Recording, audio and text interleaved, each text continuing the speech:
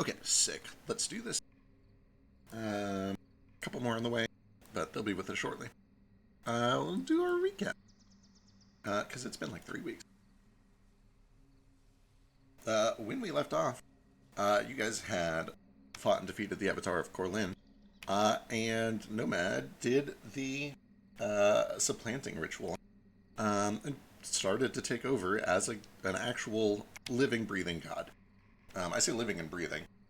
Um, some sort of a god. Who knows what happens to his body? Um, some time was spent with Adra, who was kind of present for the whole ritual, thanks to Moat's presence, and also just because it's kind of her domain to monitor the ascendance of gods, to walk Nomad through the process of creating a divine domain, establishing his tenets, and also beginning to filter all of the souls that had been riding along with him, including the ones that had recently been absorbed from Legion, who are now the first of his angels and also the inhabitants of his afterlife. There is no doubt a plethora of work that Nomad will continue to do as a god, kind of on the sideline. But for the time being, our story does need to return to the party. Before we do that, though, there is one last question. Nomad, what is initially your focus going to be? You have enough basic power and enough sympathetic energy to kind of start tackling two problems at a time. And there were some options that I presented at the end of the last session. Did you decide where you want to start throwing some of your energy? I do. I think based on everything Nomad is about, his first thing would be the mind flayers that are about to launch an attack on civilization Excellent. Understood. on account that that is possibly an extinction level event. Certainly seems like a reasonable choice. And that can be dealt with perhaps right now with this golden orb, which we have to attach to Legion's body.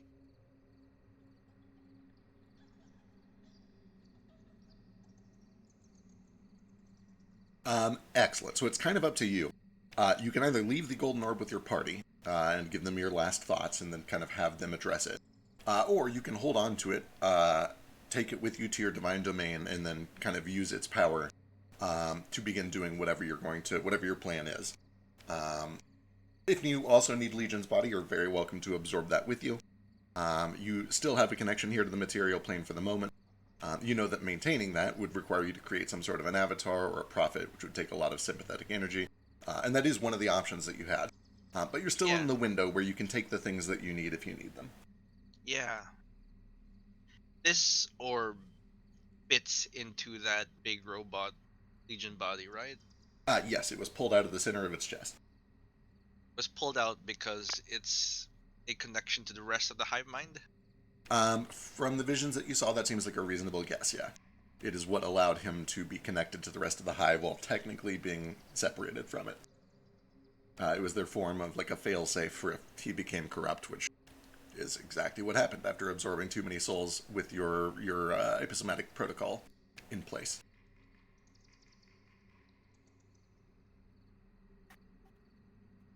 I'm here. Hello, sorry. Hello, Hi. we're good.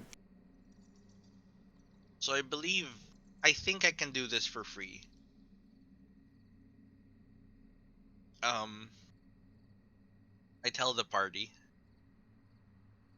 a kind of prophecy, if you could call it that. Not even. It's happening right now. The Blue Order attempting to do something to the snake lights below the hook diamonds. If that's indication of where they should go after Sasnak. Yeah, you guys, I believe, had heard some rumors of that. So that is something that you could research more thoroughly. But you're able to reiterate to them that is a thing that needs to be dealt with. And that there are cultists within the Temple of Adra. Yep, Where absolutely. And likewise, Moat had been given a, a message directly from an angel of Adra down in Pleiades that kind of indicated that that was the case too. yeah. But And you're able that's to kind not of reassure him pertinent. that that is a very serious issue. Yeah, those aren't pertinent though, right? They're not. Oh, they're acting now. The Red Wedding. Um, I mean, in theory, everything is pertinent, but it's up to you guys to decide what order you want to tackle things in. Yeah, I'm doing the Mind Flayers first, All right, excellent. And we can kind of followed go by through, the or sorry, Collection of Souls. the collection of souls. Okay, perfect, excellent. Because I don't want Uh, to just. That seems like an end game thing, and Nomad, who's all about very weird long plans, it's like we have to fix the end game. Let's make it easier for my friends dealing with the Collection of Souls.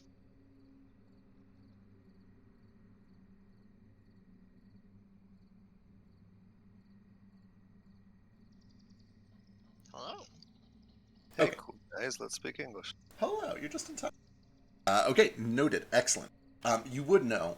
Well, okay, before we start processing all of that, uh, you're at your last window here with all of your friends that you've been traveling with this whole time. I know you guys have already done a lot of your goodbyes before, but if there is anything with this kind of last window of opportunity to speak to them face to face, without needing to project an avatar, without needing divination magic, um, this is it. Whenever you are ready, Adra offers to give you her hand and kind of take you up to the divine domain that you've created for yourself, where she will presumably begin working with you and help you with your fledgling god duties.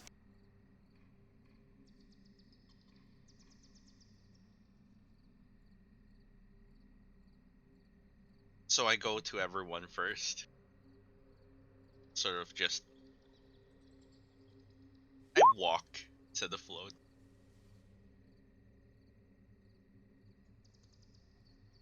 And before everyone stands, Nomad. Looking like Nomad does without the Dark Lord armor. In these flowing robes, similar to the fabric of his old robes, or at least similar style. Instead of skin, however, instead of the purple scintillating skin that mind flayers usually have, he has now what appears to be a mirror of starry void, with stars and constellations and little galaxies pinpricked here and there. Like he is a window to the outer realms.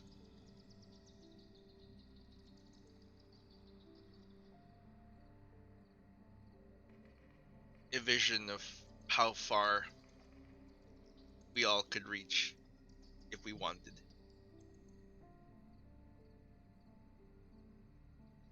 His eyes are the same. One that kind of yellowish, glowing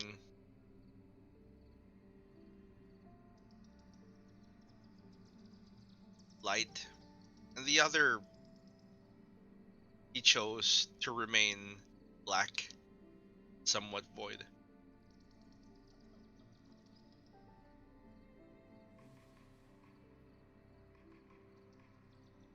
Kind of like a symbolic connection to Ace.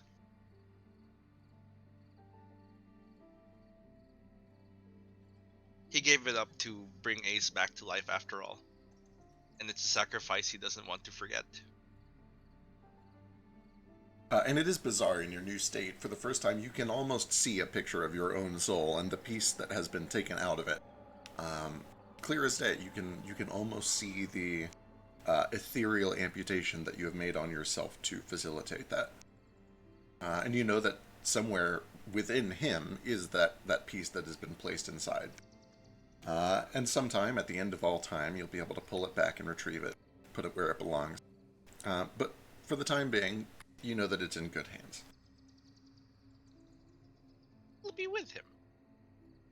Hope it keeps an eye on him while he takes care of this little demon we've trusted him with. He unfortunately has the shits right now. The squirts. He's in the corner. As is customary, if you're As gone, is you're customary. gone, man. It doesn't matter what scene it happens in. Violent shits.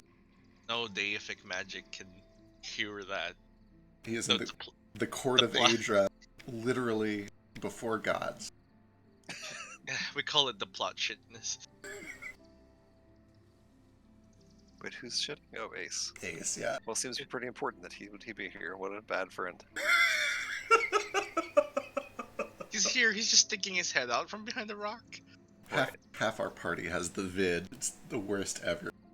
Yeah, I get it. How dare this still be a thing? Right. It's been years. It's been fucking 2, 3 years, Right? 4 years, Come 6 on, years. my dude. People don't even wash their hands when they take a shit at a Target. We're gonna have fucking global pandemic diseases for the rest of our lives. I have seen people. I That's work kind at of how like, diseases work. yeah. I'm like, I have to remind people to wash their hands. I clean bathrooms. I try to keep things nice and sanitized. But seriously, I can't make you wash your hands. You have to do it. When I worked at Wendy's when I was a teenager, sorry, we're way off the rails now, but It's It's okay. okay. I was working behind, like, taking orders, and a customer came out of the bathroom, came up to the counter, and said, "That sign in the bathroom that says you have to wash your hands, that's just for employees, right?" Oh my god. Asked me that question. Boy. Ooh. We have put that there specifically to remind people. Right? We are. It can't be real, right? Who is the person who asks that question in Right? earnest? Like, this person has enough of a sense of conscientiousness to feel like they need to go do it if the sign refers to them, but they don't think the sign refers to them, so they're not going to. Anyway, sorry, carry on. It's Adra okay. So weird. looks down to you and offers her hand. Unless you have any last second business with your friends. Yeah, sorry, I missed all of that, but It hasn't been done. He described his new appearance. It is phenomenal. But you'll never know anymore. did you describe the incredible boons that I get as being the first cleric to take a class level as his follower? that comes. He probably asks Adra to wait for a moment as he gives them a, what do you call this? Pep talk. A pep talk. A pep talk. A divine boom. Eldritch knowledge. Yeah. He says, he informs them about how kind of this works. Like, hey, most of my power comes from all of the souls that I've supplanted from both Corlin and Legion and the Elbrot mines. Not a lot. 1% of it is my own from the supplanting. So I can only do a limited number of things without burning the souls, and I do not wish to sacrifice any of them. I can do 2 things basically that'll help lighten the load, and as I get stronger, if more ties of, what do you call it again, Feck? Sympathy. What is sympathy? Sympathy, yep. Yeah, sympathy. I just woke up. It's okay. It's 1:44 a.m. If I get more ties of sympathy, maybe if people read my pamphlets a little more. I hope they are. I spent so Dude. much time with those pamphlets. Wait, you're um, not coming with us? Not physically, I'm afraid. I have to go back. I have to go to the, what would you call it? My realm? Yeah, Is it a your realm, your divine domain, your I have to- afterlife, whatever you want to call it. Yeah. I must go to the divine domain and make things right.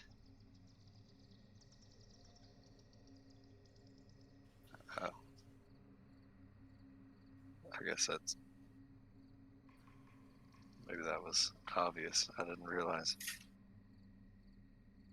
It's a little different in practice than it is in theory. Can you take things with you? I believe I can. He holds up the orb. He leaves a bunch of his stuff behind. He just like the armor was left behind when he first ascended. I think he just burst out of it or whatever. He's got 50,000 gold back on the ship Leonardo will or something like that. like take his bag, like his satchel off really quick and dig through it and find like a kind of ratty at this point, frayed around the edges book, and open up to the first like 10 or 12 pages and thumb through them and kind of carefully tear one out and hand it to you. And it's just a painting of Nordo and Nomad on the back of the wagon in the middle of the salt flats, like during their night that they were riding back from whatever the fuck that goblin's name was, back to Salt Bowl. That guy. I forget what's his his name. name? Oh my Mazai God. Goblin, What the fuck was his name? circa episode 3 or whatever. I Right. think we killed it. That was a long time Oh yeah, ago. you killed the fuck out of him. Yeah, we killed him pretty bad. Killed him pretty grossly, if I remember right. Was it not a knoll? No, it was he a goblin. Goblin. Oh, Goblin. Okay. He's the one Was who it named me Smiling Rock Bear. Jack? Laughing Jack. was Laughing the- Jack was No, the Laughing Jack knoll. was the guy the knoll who ran the like Yeah, death yeah. game. Yeah, we killed his ass too. It was Flick's like first bounty, I think. We killed a lot of asses. But anyway, Nordo tears that painting. Could not have killed any asses without you. No. He takes it very gently and like holds it to his chest. Like he cherish it very much. I don't know what any of this means. But I'll miss you. I will miss I will miss you too. It is curious, Adra says from behind you, that we are still not immune to having our tongues tied. No. Seems It's like- weird because I've never had this problem before. Now that I don't even think I need to use a tongue. It's strange not having a million other minds telling you what to do. Well, I think this is just me. fortunately, both freedom and imperfection are important to the understanding of empathy. You'll grow accustomed to it. He nods. I'll be with all of you. No matter what. Whether this life permits it or not. I will protect you, be with you in any way I can. Balance must be observed. He looks over at Adra and nods. And the reason this is happening is because we need this. We're in hot shit. I think that's what they say. That sounds like the orcish words. Yeah, bunga bunga, hot shit. Coyburn. Yeah, that was Oh his god, name. that's been a long time. It's been a minute. Yes, that takes me Good. back.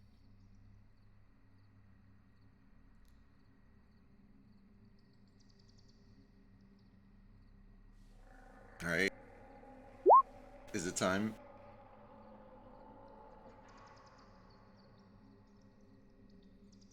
It is. Yeah, I'm sorry. I think so. Adra takes your hand, and all around you there is glowing golden light. You guys watch as, from in front of you, the two of them begin to drift away, up towards stars. You watch as Nomad's new form almost seems to blend into them, whereas Adra's gold begins to darken until it is just tiny glimmers and glints of light, and then it's gone. And then you watch as the platform around you begins to dissolve away from the outside in until it gets to your feet. And then you watch as your own feet begin to dissolve up, and slowly you come back to your senses. And you find yourself back in the mundane. Back in this temple, there are no more glowing golden chains here. The body is rapidly beginning to wither away until it is just strands of desiccated and decayed feather and bone.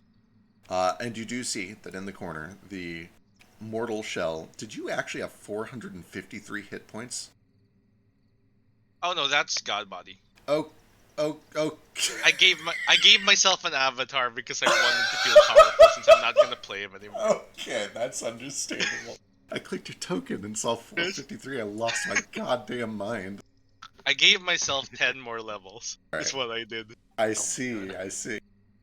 The rest of you do see that slumped peacefully, eyes closed, arms crossed in front of him, in the corner, is the now lifeless mortal form of Nomad. And you know I that leave a mortal form. You do. And you are all aware, pretty confident, that he's not there anymore, that he is elsewhere. His corpse is still here. All of the things that it was carrying are still here, except for those that he has specifically deigned to take with him, which is the Golden Orb. I believe he wanted to take the suit. The picture. You would kind of have to reach out in your god form to go grab that, but that is within the power that you had. So when you get back out, you'll find that the Legion's machine is gone. And then the painting from Norda. Nordo sort of steps over to the body and takes a knee next to it and kind of takes the ends of his fingers and pulls the eyes closed and just says, such a fragile creature. My fucking heart. You think someone should eat his brain? That seems like the right thing to do. That's what he would want, but I can cook it up into some sort of like brain stew for all of us. Would not recommend. You gonna make some head do we cheese? have to? I really don't know if I want to. Flick's big enough. It's like calamari. So you could just swallow all of them. So we should at least cut off the tentacles and cut them into rings, make calamari out of it. That's just wasteful if we don't. Unironically, Nordo. He's not talking about eating his face or anything, but he does gather the body to take it with you. It would be wasteful to leave a body laying here. Okay, Christ. understood. I mean, I'm not gonna weigh in on cannibalism. You guys do whatever the fuck you want. I think we've I- definitely wasted bodies that were less important. I Zeke Smith, hate this, but I have to stay consistent here with Nordo's like philosophy that like animal body, humanoid body, all the same. They're all intelligent speaking creatures. If you're okay eating an animal body, Yeah. Well, I that's- mean, even if we're not thinking about eating him, we're gonna give him a proper burial or something. right? We can't just leave him Yeah. laying here on the floor like. I prepped ceremony when it took that short rest just so I could do that. Oh, Oh, Excellent. man. So thinking about how much money I have, I think I left it back in town because I can't fathomly carry 57,000. right. It would be in either I probably treasure gyms or I into the probably camp. left it with Nomad. Yeah, I assume with it's with instructions to like. Some of it probably distributed to the Kuatoa that you've been Yeah. uplifting. Yeah, he probably spent a good amount of it on the people he's like uplifting. Go to some of his kobold apprentices. I am obligated as the person that I am to say that if all of your best equipment just ends up stacked on some other character, Aedra herself will step into the universe and smite you all. Guess what? I have no good equipment. Okay, good. All my power, me. With that said, this is all. What has happened has happened. It's all there. You guys can do whatever you want. Yeah. I don't suspect Well, that anyone here is actually petty enough to kill their character to stack gear on an alt. That's crazy. Why would- no. not that attitude. I'll do it. You tried. You saw how quickly I- things devolved to the Feywild Arc in our Age of Awakening. True. You Yeah. guys do get a few things though. You get SDR dust. You get my Tinker's Tools calligraphy supply. I literally poisoned Gale. Trinket. I was going to say, you It's were true. working towards your own death for like several months. Yeah. Joke's on you, my character's too fucking stupid to know how to use any of Nomad stuff. There's a I'm flask of just- methanol. You had a Kalimba, didn't you? At one point, Yeah, I did. I think I bought one. I thought you did. I'll take Yeah. that. Sure, you can have that. He was like practicing with it because he's like music. I can deal music maybe, and he wasn't very good at it, but he liked to join in sometimes Yeah, I'll just spend some time whenever you were jamming. as we're walking back tuning that thing because I'm guessing it hasn't been tuned in a hot minute. Probably. Do Kalimbas need to be tuned? I don't They even do. know. Oh, that's you. Yeah, it probably hasn't been tuned. He plays it with his tentacle. I'm trying to think. Are there any instruments that never need? I guess like some woodwinds, like an ocarina, never needs to be drums tuned. don't need to be tuned, right? I mean, Yeah, they Have do. to be tunes, yeah. Some do. Yeah. You have to like They tighten do? the skins or Wow. whatever. Yeah, the skins can get loose after a long time of playing. If you whack them a bunch. Fair. I Uh, in order to like as Nick, he superbly attaches sentimental value to things, so he probably just grabs something from Nomad. Like, does he? Am I remembering that he had little like rings on his tentacles, like little Yes. gold rings? it does, yeah. Okay, he'll take one of those off and sort of at some point get Vasu with jeweler's proficiency to fashion it into some sort of like earring, or maybe replace his nose ring with it or something. Yeah. Do you really want it in your nose? What's wrong with nose rings, man? I mean, there's nothing wrong with nose rings. I'm just saying this is like the closest thing to something. I mean, it's basically been in his mouth for like the last several months. I mean, I but the- took it off pretty- his tentacle. Seems like putting on my nose is the right place for it. Foster just kind of shrugs. Okay. I actually don't know what I'm gonna do with it. I'm open to suggestions. Just feels like to have something from him. Yeah, I get that. I'm happy to make you something to, for remembrance sake and all that.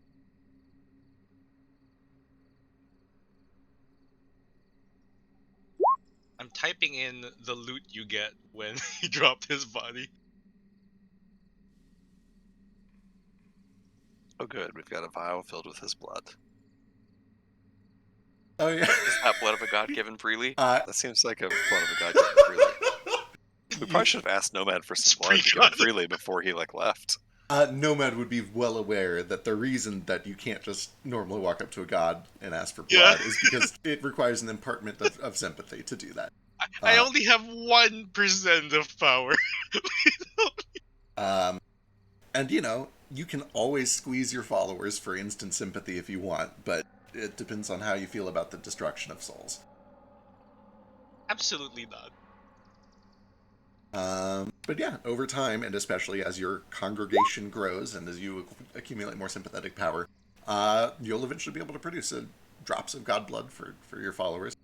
Aja will probably give you a big old safety lesson on why that's a bad idea and you should only do it in dire circumstances, but we can do that all later. For now, as you guys begin to grab the body, grab the belongings, and make your way presumably back the direction that you came from, there is a stark new thing in the sky to your north as you emerge from the temple.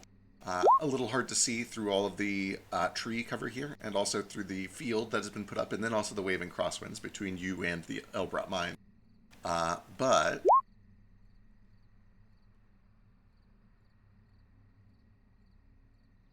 far to the north, presumably where the Elbrot mine was, where the Felled Titan was, you can see that there is just an enormous beam like a god ray, with this faint purplish tinge to it. And you can see little wisps of energy being pulled up, almost like a classic UFO abduction. And every now and then you also see one of these weaver demons, these spiders, gets pulled up into the ray and then just obliterated into kind of this fine green mist, this sparkling energy, as it is presumably destroyed by whatever this force is. Nordo looks up to the weird weaver. You said they're weaver demons, the weird spider things? Yeah, the Probably weird doesn't spider know things. that term. Yeah. These spider things that work for Ozymandias, he's at least deduced that. So we need to stop him. Or else this was all for nothing.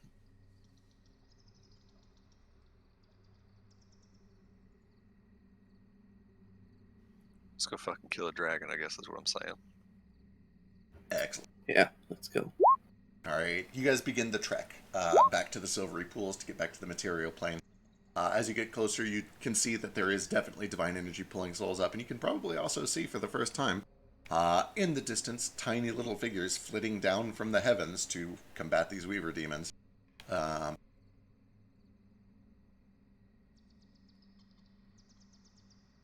Fuck, man, Nomad, what the fuck do your angels look like? Turtles. Oh my. Crabs. Crabs. Oh yeah, did they Crap. survive? I can't remember if they made it through the fight. No, they died No. of AoE. They died That's almost right. immediately. Oh no. That's right. They also didn't do any damage. Well, you know, But that's they were there. they were there. They were They present. tried. They My fought valiantly.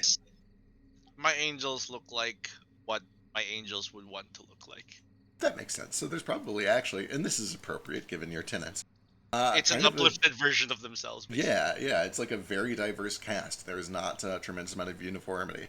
Many of them just look like people, but a lot of them choose to add wings or tails or cool features or whatever they vision the perfect form of themselves as. I think maybe the only uniform thing they'd have is like a purple aura, and that somewhat shimmering skin that show space. That have a- tracks. They have a single tentacle growing out of their chin. It's the fucking I trade hate eye. it. And they'll have beaks instead of mouths now. It's a hard rule. Oh god. Yeah, Hard rule. But they're like octopus beaks, so Yeah. they're like real small. On human faces, yeah. cool. That sounds awful. Yeah. Hate it. Thanks. You guys make your way back to the silvery pools and step in one at a time. Find yourself once more in the tunnel on the real world, deeply below the sea, a few days south of Saznak. In this cave where you can see that the machine is indeed gone. You can also see that the Elrot mind is slowly dimming. You can see the energy is kind of being... it's almost like when you've been playing a video game for 4 hours and your computer is extremely overheated and then you finally shut it down and you can just hear the fans cooling down. You can kind of get that sense that the Elbrot mind here is having a load being taken off of it, that the stress is being reduced. It's up to you if you choose to stick around and watch the whole thing happen. It could take a long time, but over the course of a long time, it will eventually, presumably, wind all the way down until its load is lifted. All of those souls having been retrieved by Nomad and sent to his afterlife.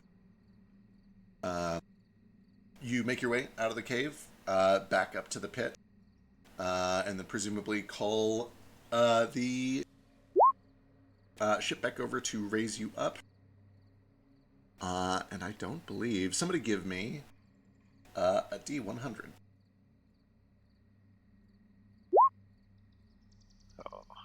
Ooh, Wow. look at that. Look at that. Oh, Sorry for ruining that.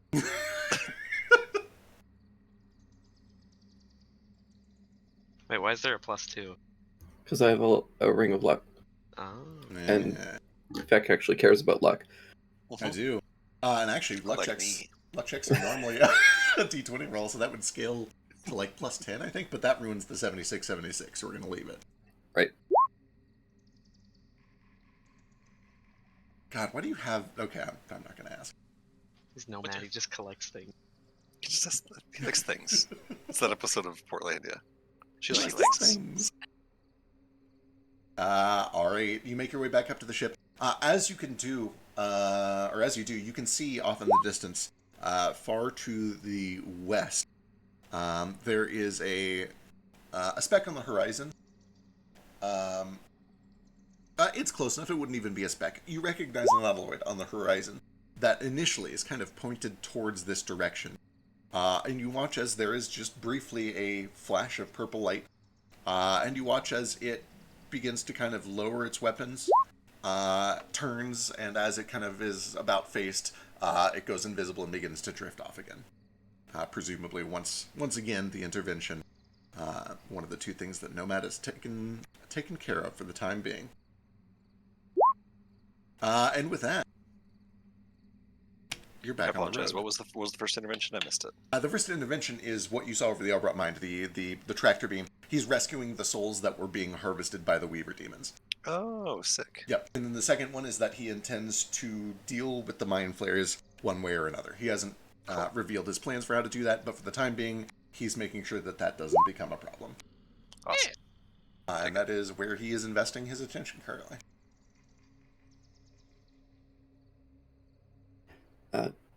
Gale just jumps onto Toto, and once we get back out past the silver pools, and immediately just kind of like goes up onto the ship. Like, I got work to do. Yeah, it's business Um, time. Yeah, I gotta go fix my leg and other shit. and he's been like very like unfazed by kind of all of this. And as he goes down the stairs, to the left is the workshop, and then to the right is the goes over to where we have like our loot room and all the normal cots and stuff. Right. And he goes down to the right instead of the left, and he sees Nomad's empty hammock, and it all kind of hits at once. And he's gonna cast Wall of Stone, completely encase the room, and just scream for the next 10 minutes. There he is as the wall of stone is forming around you. You do see that kind of lurking in the door nearby, not going to intrude, but just watching what's going on, is a trio of big, dead fish eyes of his Kuatoa minions that have been following him around for months. And they kind of watch you with sullen faces like they know that something is wrong. And then they kind of, give you your space when you start to cast the Wall of Stone.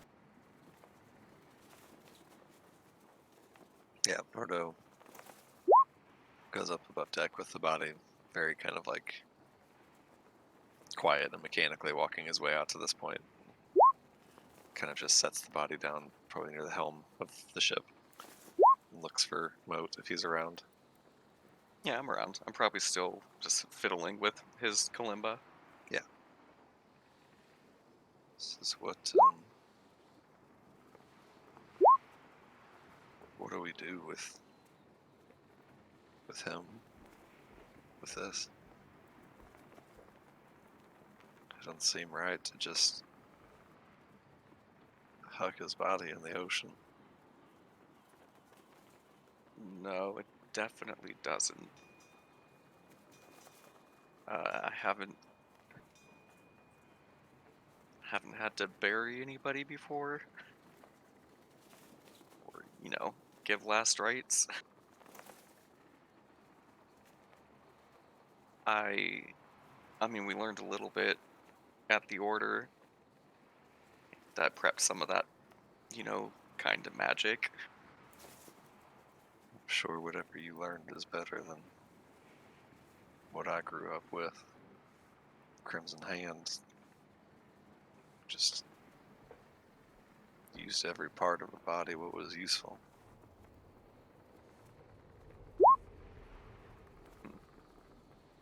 Just doesn't seem right. Keep waiting for him to wake up.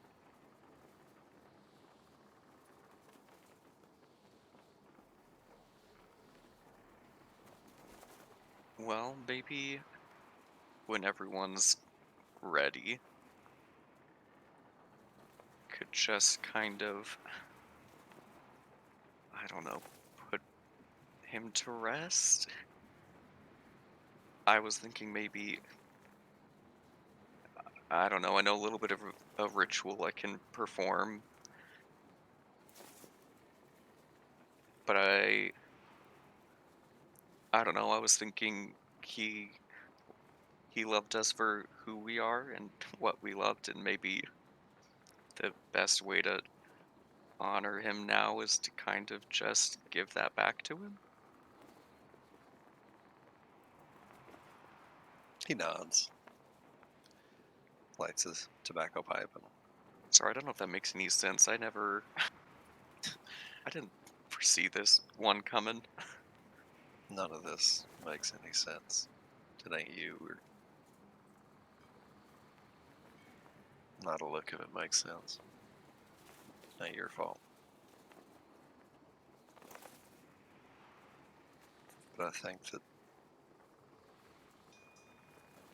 it's good. I think he got what he wanted. Or what he needed. Boy.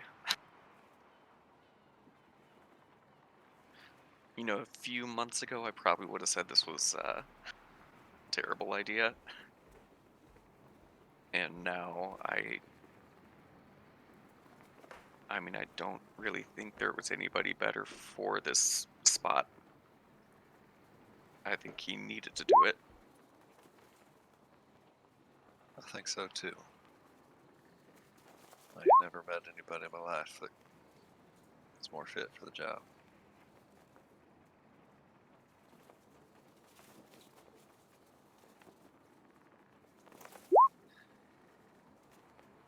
I'm hungry as fuck. Go whip something up in the kitchen. Kind of. You can leave the body. You don't have to take the body. Yeah, no, he he leaves it. He leaves it on the deck, just kind of laid out in the open. He doesn't really know what else to do. He's kind of at a loss, but he'll go down and start getting like a meal ready because that's his current coping mechanism. Yeah. A few minutes later, you do see that the several Kuatoa that he had been teaching do make their way onto the deck, and they kind of see what has happened, and wordlessly, kind of unblinking, look to each other. And one of them steps forward and begins to pull out basically an enormous roll of dried seaweed, and licks it with this disgusting, slimy spit that Kubatoa have all over their mouths and bodies, and begins to kind of place it around his shoulder. And then the others kind of come over and they each grab a piece and they start doing the same. It's up to you if you want to intervene, but it looks like they're doing some sort of a Kuatoa seaweed mummification ritual. Boy, Nomad spent a lot of time with them. Do they know what they're doing? I don't know how to bury a mind flayer. You can give me either insight or religion. Either one would be appropriate. Or investigation. Any of those three would give you something.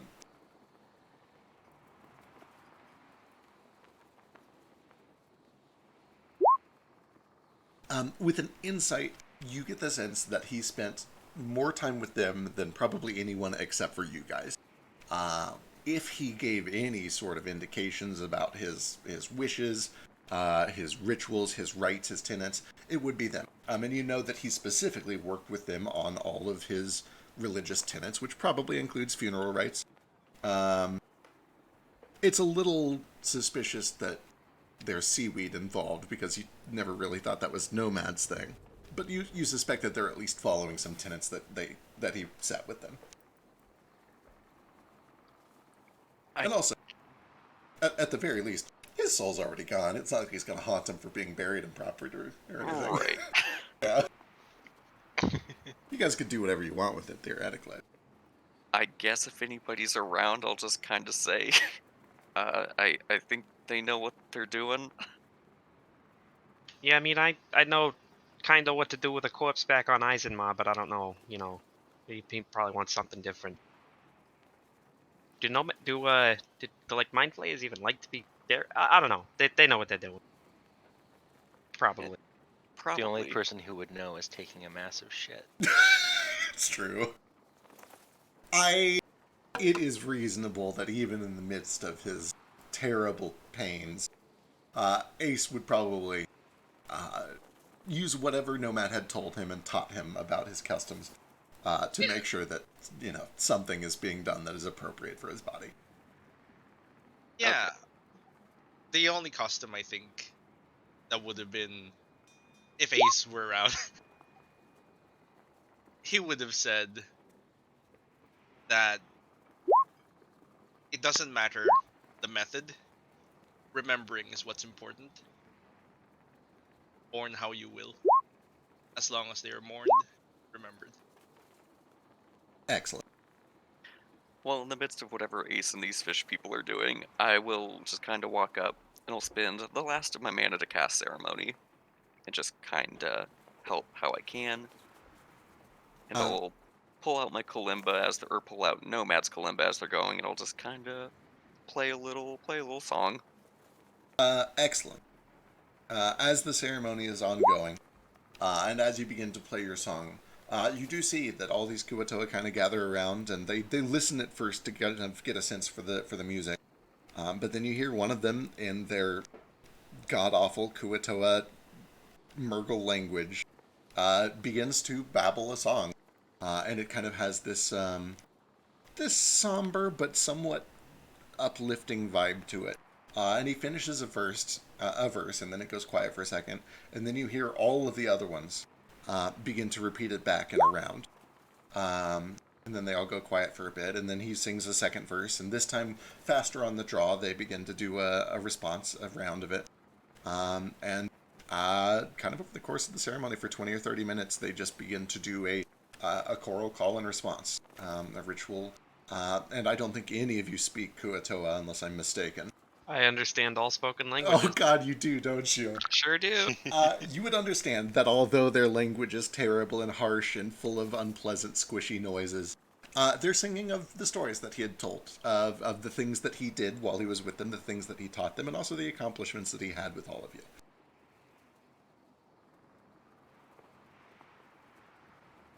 Oh, that's so nice. Oh my god, this song is perfect, man. It is real good. It's very fitting. Check it. Switch from the other one. You guys probably do at some point feel just kind of a sudden lurch of the airship to one side as a wall of stone is erected inside of it. But Norda was able to get a meal together. Eventually, after some time, the Kuatoa do take Nomad's body, and until you can get somewhere where it's appropriate to bury or store it, they'll keep it down with them. You're able to have a meal. And as you eat, and as the sky darkens, you can see that all around you, up in the night sky, unobstructed. Actually, what's the weather like? Let's see if we can ruin this moment with some weather. No, that's Bluster. perfect. Warm, clear night. And you can see that as you glance up to the night sky and the stars, vivid, there's the orange and purple dust of galaxies in the distance, now washed out by modern infrastructure. You can see that some of the most prominent stars in the night sky have glowing golden rings around them. Probably 30 or 40 that you can see with the naked eye, and if you squint real hard, you can probably make out a few more.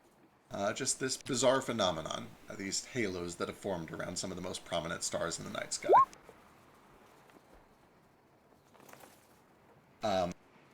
Moat, or anybody else with religion proficiency, give me a religion check. Oh no, am I the religion guy now that Nomad is I gone? think you are. Bad news. Oh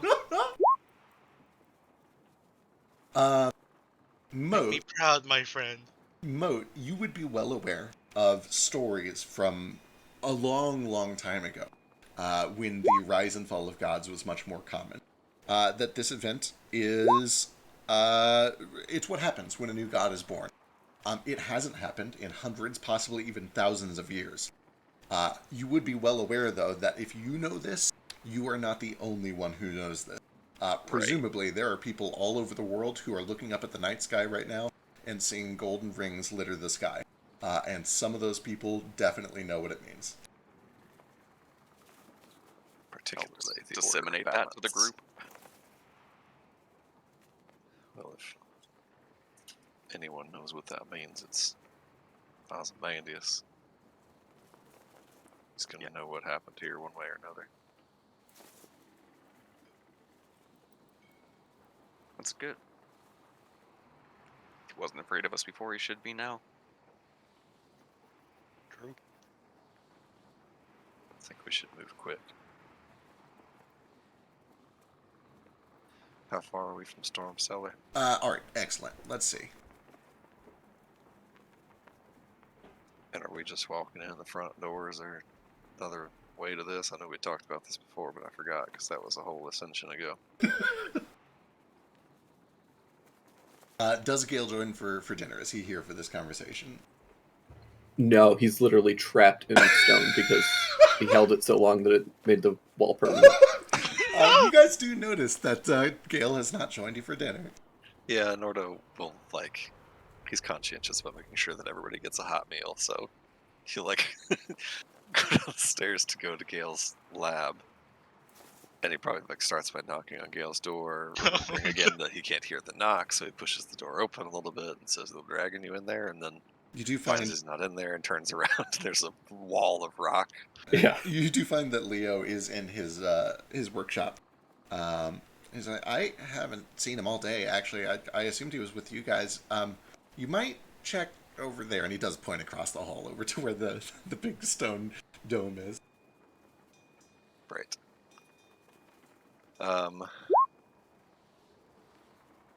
See, I don't have stone shape because I'm not a real cleric.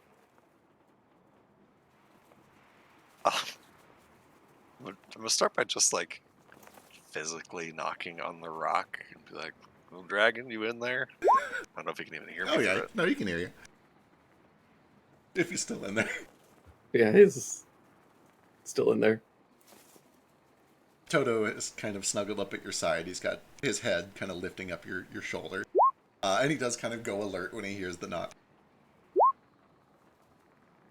Yeah, Toto will go over and start scratching at the wall like a cat that Yep, wants inside. the cat that wants in the door. Oh yeah, you hear scratching from the other side.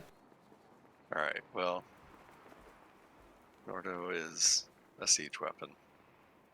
And I don't want to make a big violent scene out of it. In fact, I won't even break it down. I'll sort of shout through the wall. We've got food. If you're hungry, and I'm hungry. I can't get out. Can you break it down?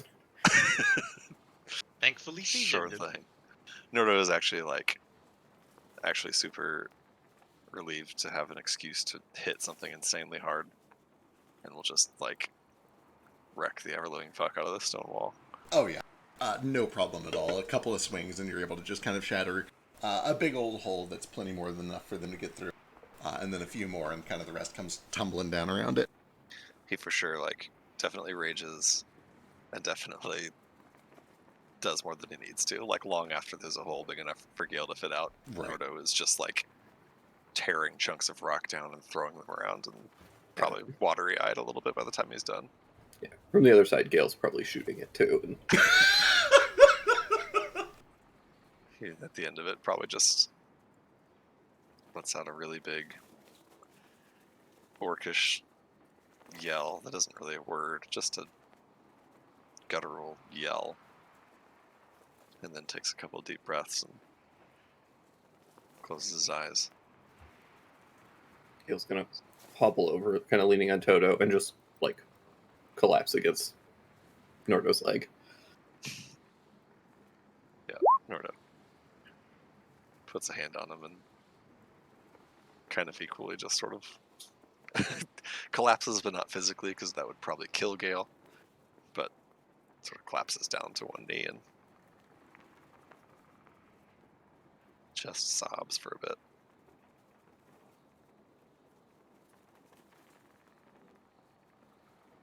He'll kind of wipe his eyes and look at the stone wreckage everywhere. Say thanks. I needed that. Thanks. Me too.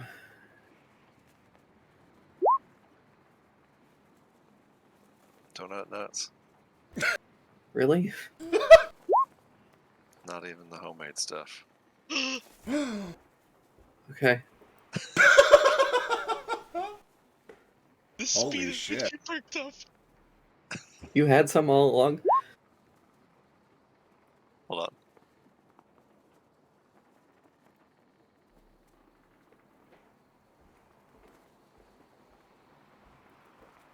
Yes, I saved a couple just for you.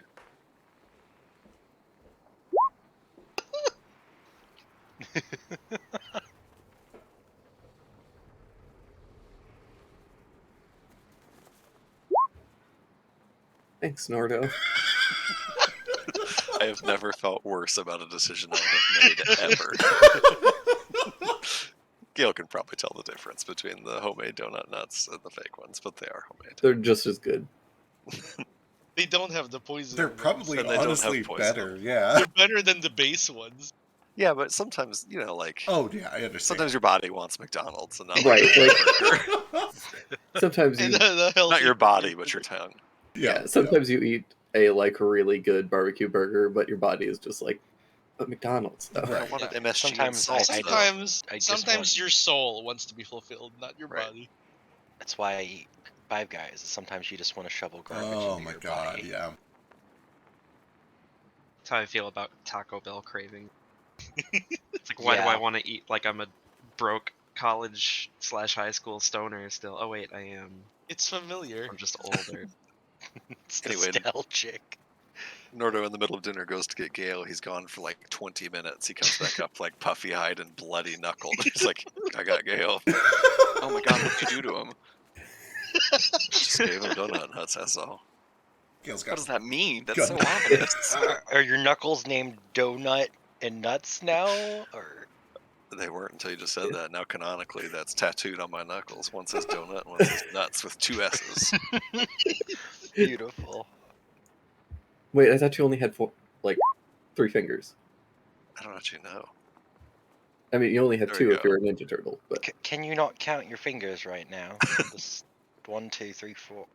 I can't do it either. You know, Flick, you're the head of a dragon poking in the kitchen door while your body is Right. outside. I don't get this criticism from you. Can Fine, he I'll even, just stay out here. Can he even stay on the ship, or No. just, wait? He's like Almost flying next to it, certainly just not. sticking his head through the window. And it is probably actually getting to be a little bit of an issue. Oh, can you not shapeshift? No, you he's, can't. he's true polymorphed into a dragon. No, this We've gone is over Mr. this. White's. We've gone I over this thought- every session. Yeah. Oh, You yeah, he's can't not even true shapeshift. polymorphed. He's just, Yeah. his soul has been moved Yeah. to a dragon. Yeah, and I thought the dragon had the ability to shapeshift. No, you made. No. I think you polymorphed me into a different dragon that could shapeshift. Yeah, But his that soul was ended, moved. so now I'm just a dragon all the time. His soul was to a dragon, and then he was true polymorphed into Mr. White's Wait. humanoid form. But then we You dispelled were- magic on the true polymorph, so You were Flick's double body dragon. is around here somewhere. I think I was double dragoned at some Yeah. point. Yeah. Okay, that explains a lot. That clears up quite a bit. Yeah, we layered the shit out of this. Yeah, I found my notes. I Full kept it body under buckery. background have to, for like, some reason. Gentle repose Flick's body like they're watering the plants every week. I imagine it's Probably. been you who's been Yeah. doing it. If you Also, have it. I do Like- have it. Oh, perfect. so Mr. White's soul is in Toto, right? Yes, Yeah. And Yes. There's 0 soul inside of Flick. Flick's body's just a body. correct. Yeah. Yes. Okay. Got it. Which, I couldn't remember if there's a chicken at one point. if I remember correctly, is in Unmirage, or do you guys have it? I think it's an Unmirage. Surely we would have brought Flick's body. I don't I remember. I feel for like sure. we keep it. Did we bring Flick's body? I would thought we hope so. left it. No I way feel like we we left keep- his body. Why would we have left it? Yeah. Why it would is- we have taken it? It is very reasonable that you would have brought it. I just don't know. Yeah, there were demons Okay. after it. Like we can't That's just true. leave it. True. Yeah, no way did we leave it behind. I mean, if we had a lore keeper, we would know for sure. Yeah. I also, yeah. The I biggest also just mistake want to go back. that I ever made was getting real comfortable letting you do the lore keeper thing and then not picking up when you stopped. Sorry for doing it for like 90 episodes and then quitting. It's okay. I've been practicing a new thing in Drake C3 that I'm going to do for my own goddamn campaign next time. It's been very helpful. Yeah. All right. You guys are able to get a nice meal in and over the course of the night. Unless you want to discuss plans immediately. It's up to you. You have a couple days before you get to the edge of Storm Cellar, so you can either discuss immediately or you can rest up and then talk tomorrow.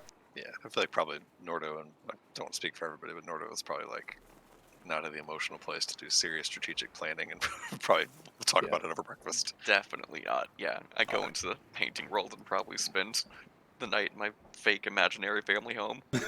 At dawn, we plan. At dawn, we plan. At dawn, you plan. Yeah, I'll go into the imaginary home as well and go back to Leah and Cal and just kind of explain everything that's happened the best that I can. The Nordo does not at all understand what has just happened, but explain that Nomad is gone and is apparently a god now, and now we're going to go kill some dragons. I imagine we all probably take some comfort time in the painting zone. Absolutely. And when Vasu does that, he'll invite Gale to come spend the night with his family if he wants. The painting's not big enough for my massive face, is it? If you all you have to do is touch it. What I don't know is Okay. where it is mounted. So that's kind of up to you guys. I mean, it's like in a Just out painting, of we can bring reach. it to you. Yeah, it So- is.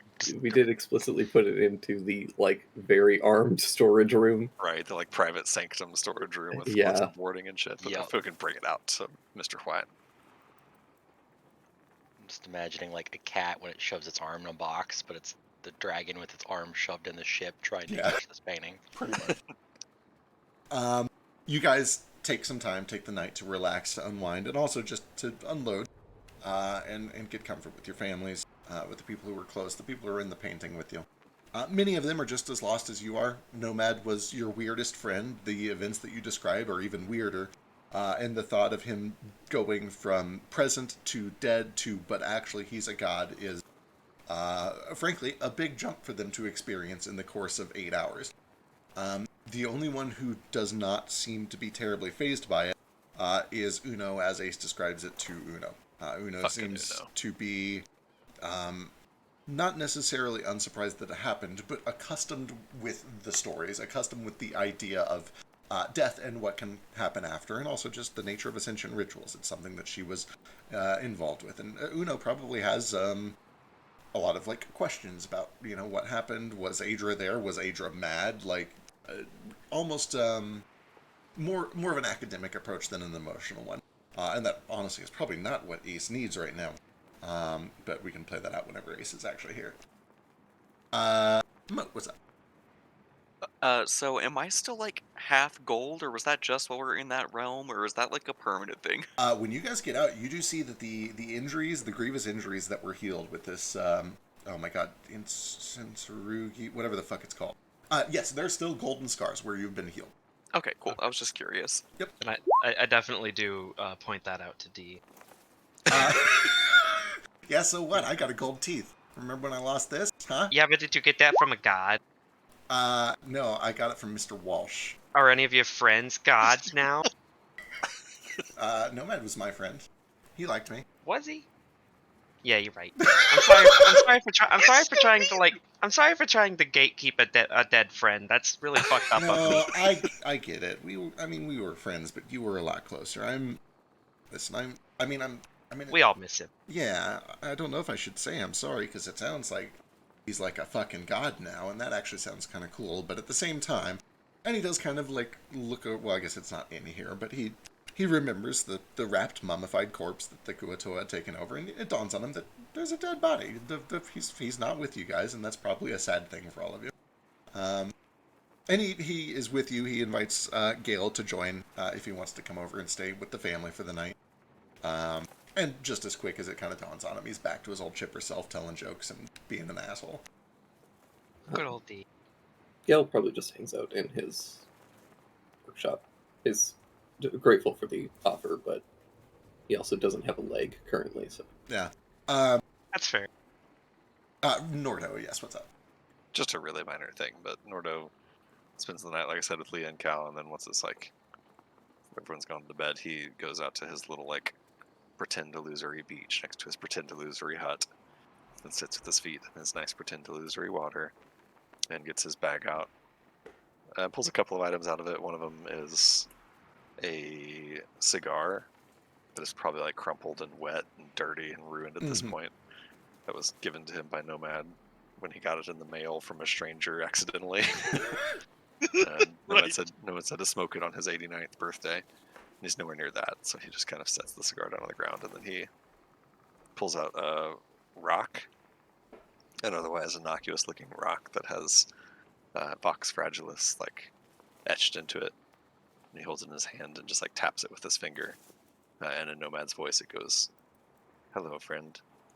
Then he taps it again. "Hello, friend." And just sits there and taps it 4 or 5 more times, and then spends the rest of his night just on the beach with his little rock.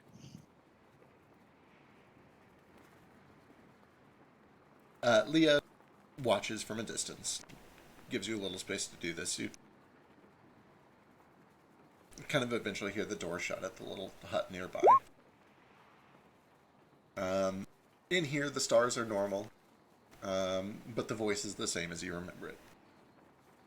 If it's possible for me to imagine the stars into having the golden rings around them, I will do so. Yeah, absolutely, absolutely. And he'll sort of just curl up inside of his shell and get some sleep. Back outside, accompanied by Toto, Gale, as you were settling into sleep, you do see that Leo and Marvel both kind of hobble in. And Leo, always chipper, puts on this big smile, and he gives you an elbow to the shoulder. He's like, "So, yeah, both of us now, huh? Think they can bring yours back?"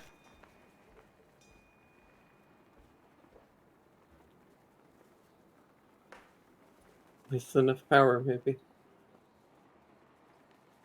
Yeah, I mean, oh.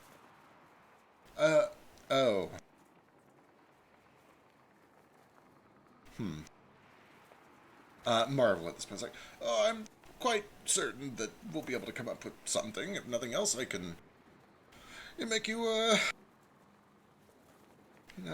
replacements.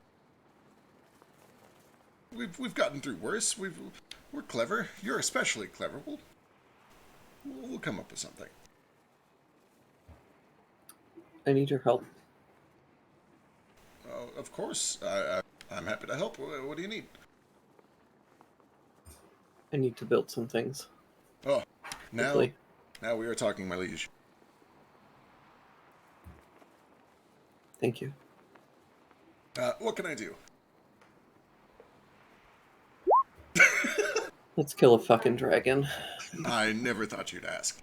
Actually, I did. I was quite confident at some point that you would ask. I guess I've been waiting for it. Very, very, impatiently. I assume that you guys spend most of the afternoon doing some crafting, some workshopping. Yeah. What you working on? Well, first, I'm fixing this terrible gun that you gave me.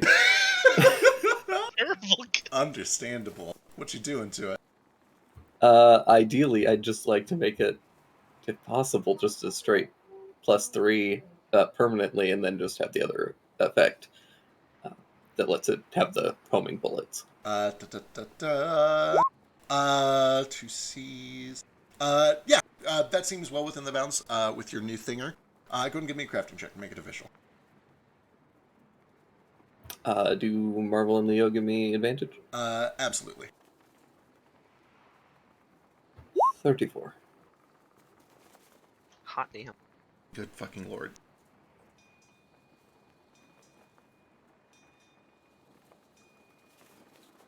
Yes. Just as planned, it bumps it to a +3. I will also say the range increases to 300, 600. What else? I think...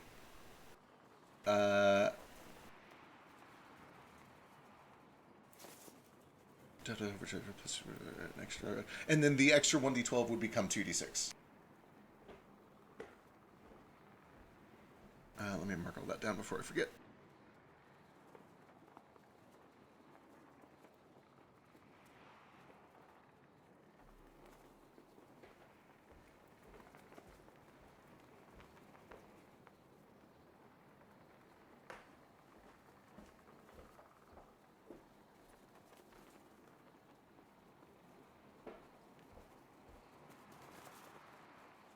Excellent. The deed is done. It takes you a good 4 or 5 hours deep into the night. They're happy to give you help with it. Leo knows a little bit, but obviously it's Marvel that is able to give you most of the more useful bits. Leo, after a couple of hours of pretending that he's useful, eventually kind of just settles in and becomes enamored with Toto. Kind of starts doing tricks with him. About the time that it's done, you can see that the sun is starting to crack over the horizon, peeking in through the porthole. You can hear that some of the early risers on the ship, especially the Kuatoa, are beginning to rouse. Well, I guess you wouldn't hear it at all because you're in your private sanctum. But you can feel wind kind of picking up and the occasional rock and knock of people moving and dropping things on the ship. As you can tell that you've been up so late that other people are starting to rise for their mornings.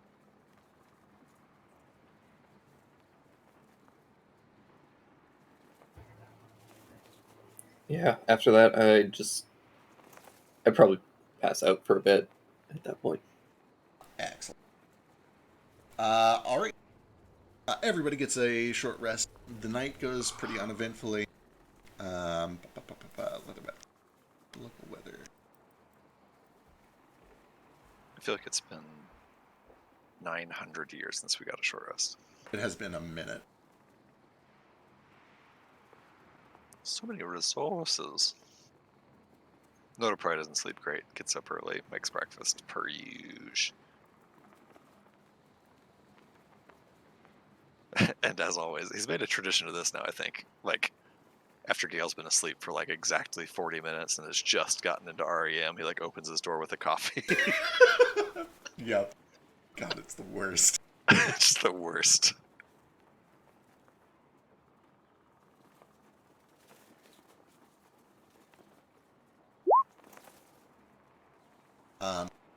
As everybody begins to wake up, even Gale after, whether you sleep in or if you try to wake up immediately with the coffee, eventually the next day you're all able to get up and going. And you do see that you are starting to approach land way off in the distance. It's not the land that you spot, though. It is the fortress of towering storm clouds. You can see that even all the way out here, a drizzle begins to pick up. The winds become blusters very quickly, almost out of nowhere. And Gale, you would know that physically, you're probably only about 4 hours from Storm Cellar. The problem is that navigating Storm Cellar, especially by air, is damn near suicidal, unless you take a very particular route, kind of around the coast, the Cape, up to the northwest. It is kind of up to you if you want to take the long way around, get a few more nights of rest in, and potentially develop a plan before just barging in through the storm. Or if you just want to go directly into the storm and try to pilot your way through the hurricane directly towards Storm Cellar. But that is up to you guys.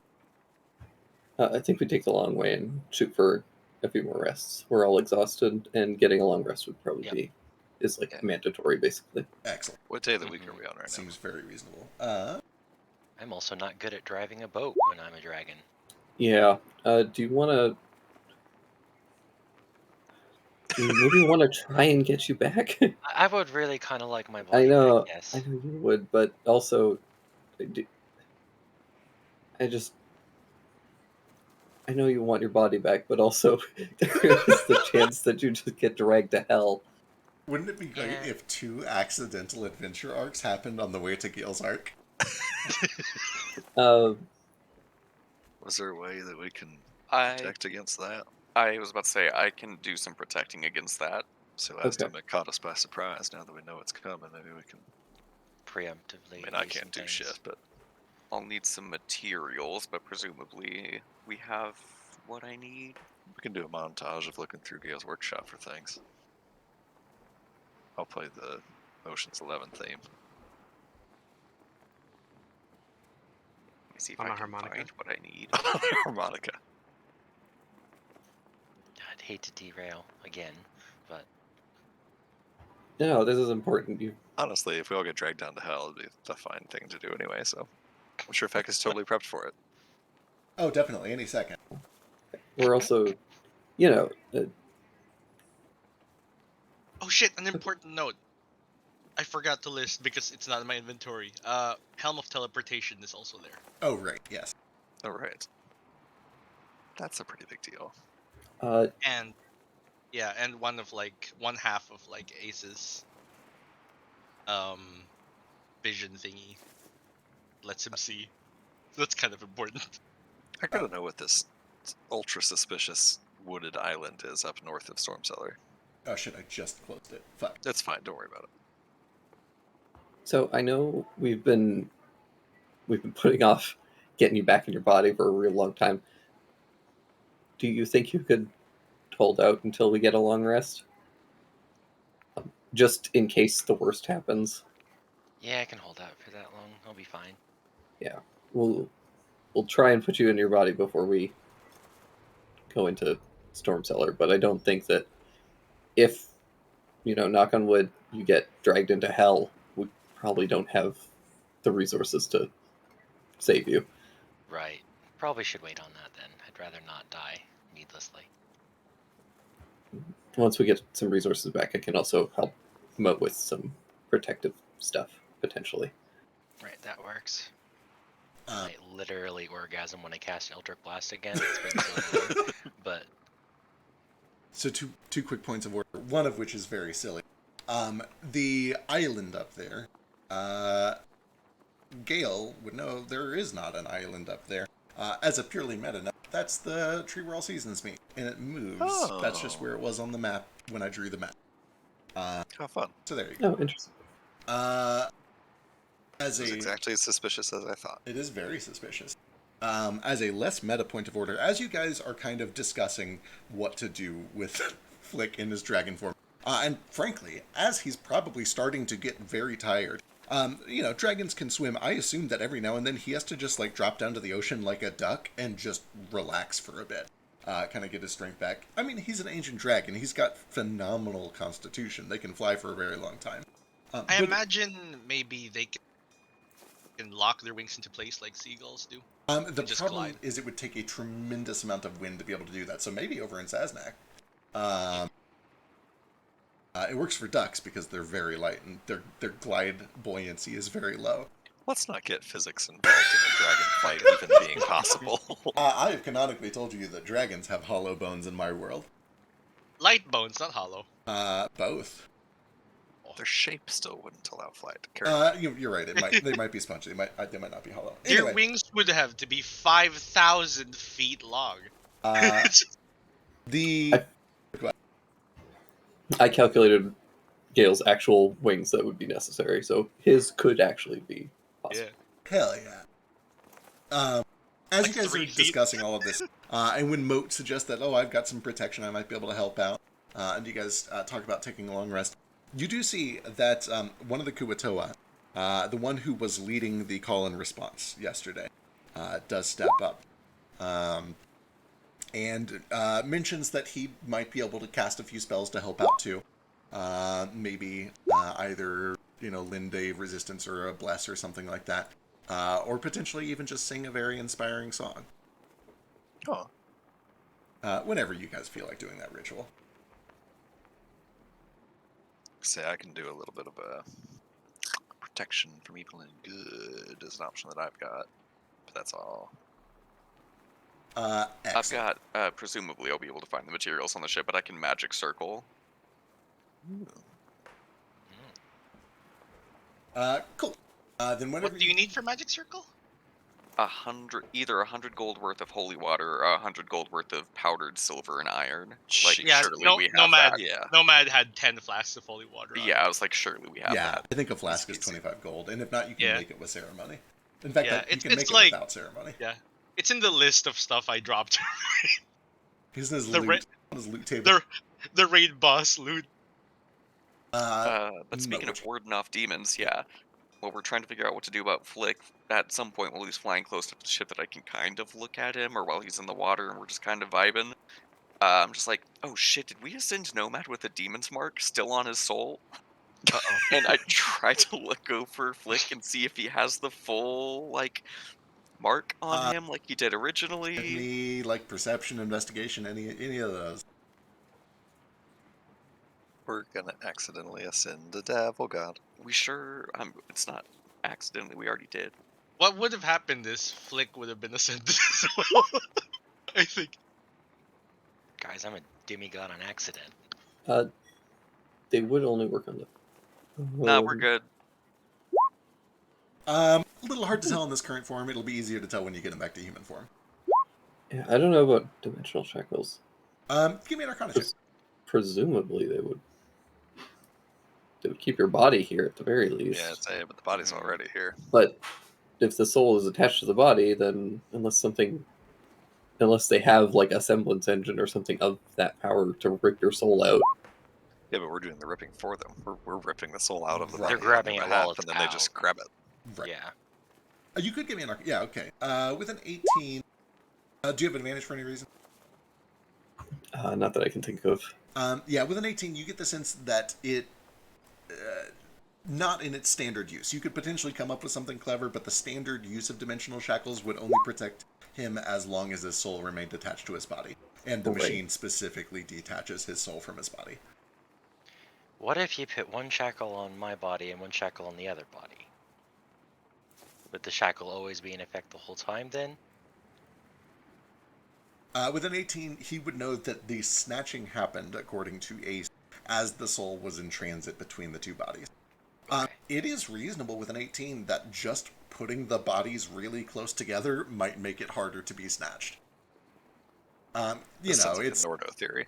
it's hard to say how much that's really going to matter for a demon, but Which part of the body does that soul come out of? Why don't we just put Flick right on top of it? It Ain't comes no out of the space. anus. That's So where where's- the Oh, perfect. So let's just put Flick's body and the dragon's body, butthole to butthole, and then let's do this thing. yeah. Ain't no Does it go space butthole for to the butthole, soul or do we gotta get? Or do we gotta go through the face? What's Let's the human centipede this motherfucker. Frisk? What's the soul organ in Japanese lore? The soul organ? Yeah. Yeah. It's the heart, isn't it? No. No, Not no. that There's one like I'm a not giving you the Kappa Oh, butthole oh! organ. Nope. yeah. No, it's a fucking like It's not just kappas. There's a it's like bunch it's other. like a core, like a soul core, isn't it? Yeah. I don't know the fucking Japanese word for it, but there is Yeah. like I, a weird I just spiritual orb. just was watching a video about Elden Ring where they talked about this. Anyways, whatever. The point is, I can probably protect. Okay. Like, I googled it. I found it by googling Japanese butt soul. It's the Shirikodama, I think. yeah. Yeah, weird that it's in the butt, but okay. You have a magical ball in your butt, and Kappa wants Yep, it. That's how this article starts, and that's great. That explains a lot, actually. So, anyways, I'm gonna. Okay, if we're doing this, I can throw up my private sanctum, and that'll theoretically protect Flick's soul while we do this. Makes sense to me. all right. How many days is it for us to get up to the other end of Storm Cellar? And from there, can we going- just sail right in? Is it going to be simple as that? Going the long way around, you would arrive at the edge of the storm on land around Friday, and then it would be like a day's walk on the ground using cover of like mountains and stuff to avoid the worst of the storm. Or like literally an hour of sailing, but that's very dangerous, so it's kind of up to you. And obviously, if you want, you can wait a couple days for the long rest before going into the storm. And if we go the long way, we can. Is there a way to just? Because tell me about this Storm Cellar, Gale. I thought that it was like a magic force field that protected the whole city. Or wait, we turned that thing off when we was Yeah, in Vermont this- land. The cellar door is like a big gate that blocks out the storm above ground. Gale, in your inventory under notes, you will find things that you know.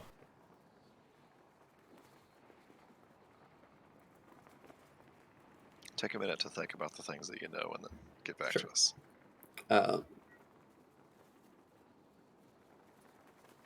Also, do we want Lick back before this, or do we keep him dragon? He wanted to be back to Flick for this. Oh, then the Kuatoa says, maybe I can help? As you guys are discussing this ritual and possibly preparing the Semblance engine, you do see that this Kuatoa is ready to go. Seems eager to help. What do you have in mind, little friend? He's very well spoken for a fish man too. I've always been well spoken. This is a really, really good Gollum voice, just so you know. That's my regular speaking voice, actually. Kind of sounds like Stitch. I thought it sounded like Stitch. Or It like, does sound a little more like Stitch than Gollum now that you guys said it out loud. I thought it was a Gollum voice, but it's a great Stitch voice. Yes. what do you have in mind? Before Mom died, Why is he we calling were her that? learning magic.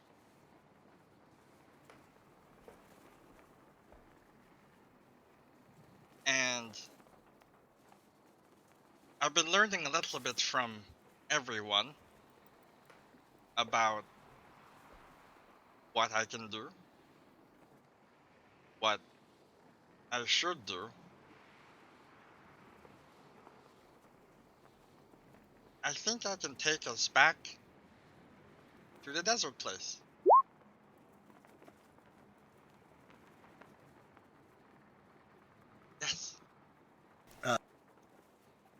It is notable. You guys have been with these Kuatoa this whole time. This is not that Nomad would ever play favorites with his children, but you recognize this as Fligger, the chief of his children. And I guess, Frisk, if you want to reintroduce him, what he looks like, what he's wearing, anything noteworthy that he's got on him.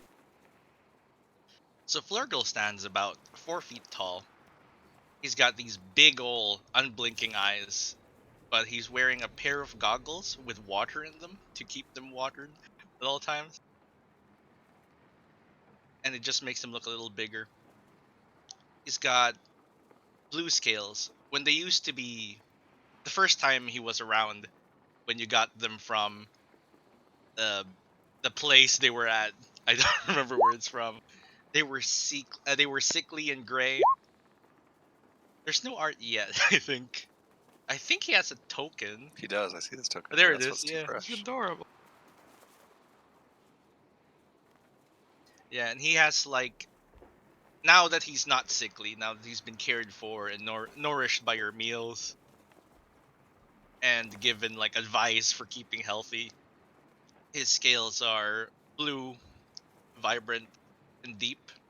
He has orange fins, kinda. They fade to orange toward the fins.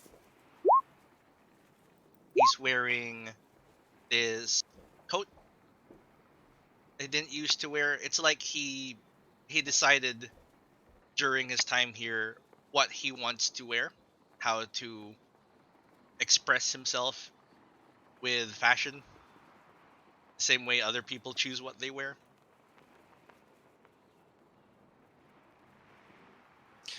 Well, it's Oh, not and a he's bad got like idea. cat bat on his shoulder. Perfect. It's a kind offer, friend, but I don't think there's any need for us to go back there. We've got everything we need here. That is where the soul machine thing is, yeah? Yeah, we've still got Is it. it? I think we have it with us. Oh, is it with us? Oh, I don't need to do anything then. Yeah, we keep it in a painting. Still, we might need all the help we can get protecting Flick's soul so it don't get dragged down to hell from going to one butthole to the other, so having you around would be nice. I see what I can do. I know a little magic. Cast 9th level spells.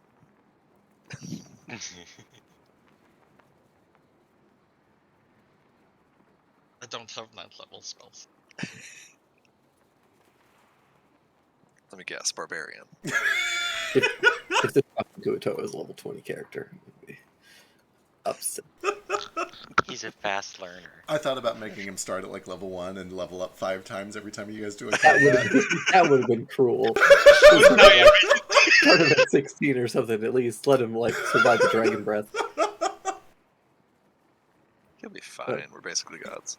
You gotta Ormus like is actually a god. throw on that experience share and go grind the Elite Four a few times. Right. Yeah. Gotta do swap training. You put him out in the battle, and then you Yeah. hide him His real mom quick. did just turn into a god. Yeah, gotta be real careful with those EVs though.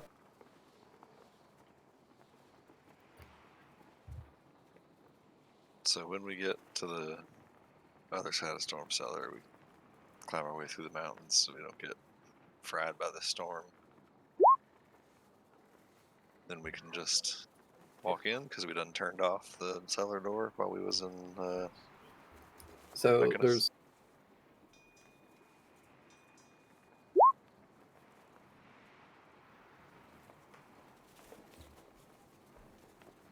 So I apparently have a thing that I can, whoever's attuned to it can toggle the device on or off, and while it's on and they're attuned to it, they have like a little radius where they can pass through the this cellar door.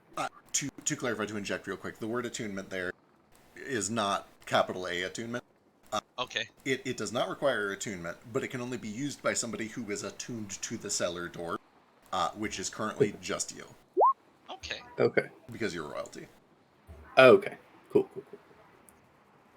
I was very nervous that I was going to give up an attunement slot. No, I was like, I "Fuck would that." I would never do that to you.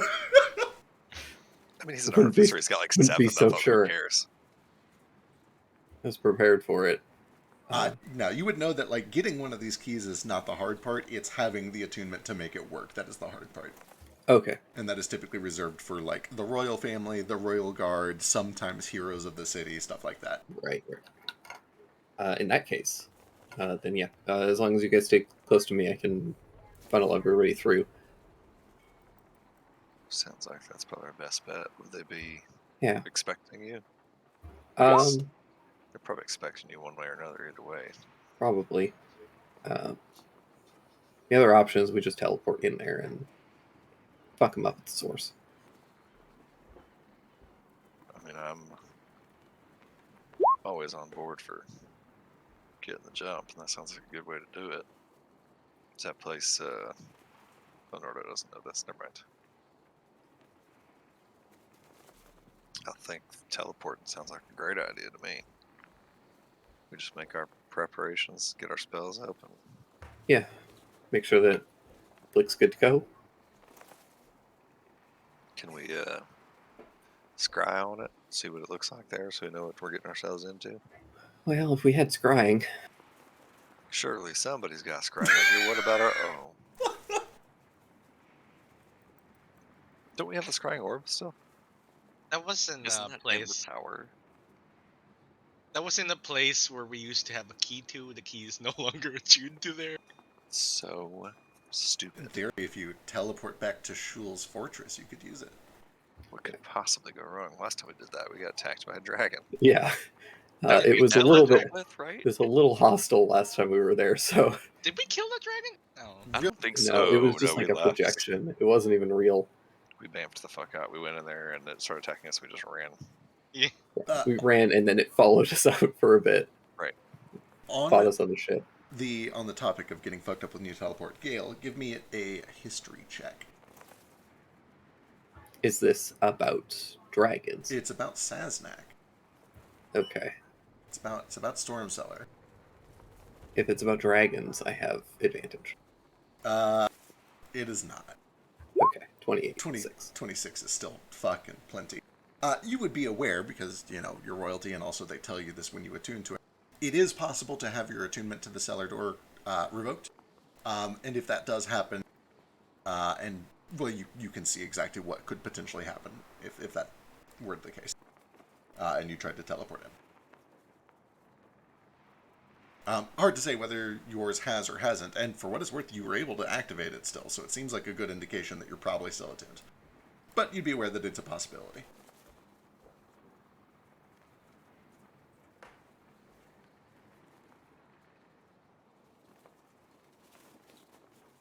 Wait, what's the bad effect then? If you try to teleport through the force field without an active key that you're attuned to, there is a very strong chance of failure. And also, it alerts the people in the mage quarter that a failed attempt happened. Well, for one. Oh, I was looking at the wrong things. Oh, okay. Oh, Never mind. yeah. Here, let me just... You gave me full-on, like, lore notes. I Okay. did. I gave you a hint. There should be 3 in there. You see Oh, all Jesus. 3? Jesus Christ, dude. You should... Sorry, I probably is- should have just, like, popped these up and made it... Yeah, okay. You should have just telegrammed him. So much. No. Yeah, okay. I'll get back to you guys in 3 hours when I'm done reading. There's only text Sure. on the cellar door one. The rest are just maps that you would be aware of. Okay, that helps. This is still a lot of text. And hopefully won't... Take your time. We save like soul, yes? Yeah, you guys go save Flick Soul once we long rest.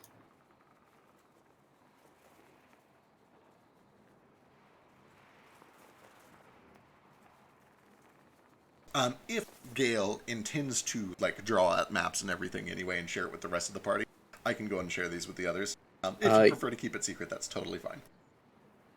Yeah, I definitely want to keep this secret from everyone. This is the time to be holding on to secret information. Noted. Yeah, we could throw this at least throw the map up Okay. because this is like a really cool map. Excellent. Then at some point through the day, when you guys are still deciding whether to change Flick back or not, he at least... Gale's map does not look like this. It's chicken scratch, but it'll Yeah. give you a general idea. You guys kind of get to planning. You get to your war room. You set something up, presumably close enough that Flick can stick his head in and watch, or even on the deck of the ship would be fine. And begin to familiarize yourselves with Saznak and with Stormcellar. Gale would be able to explain that there are two main entrances to Stormcellar, plus the third that he and Marvel used to sneak out in a submarine that leads through something called the Waterworks, which is where seawater is magically drawn up into the city, filtered and purified, and then disseminated throughout the rest of Stormcellar.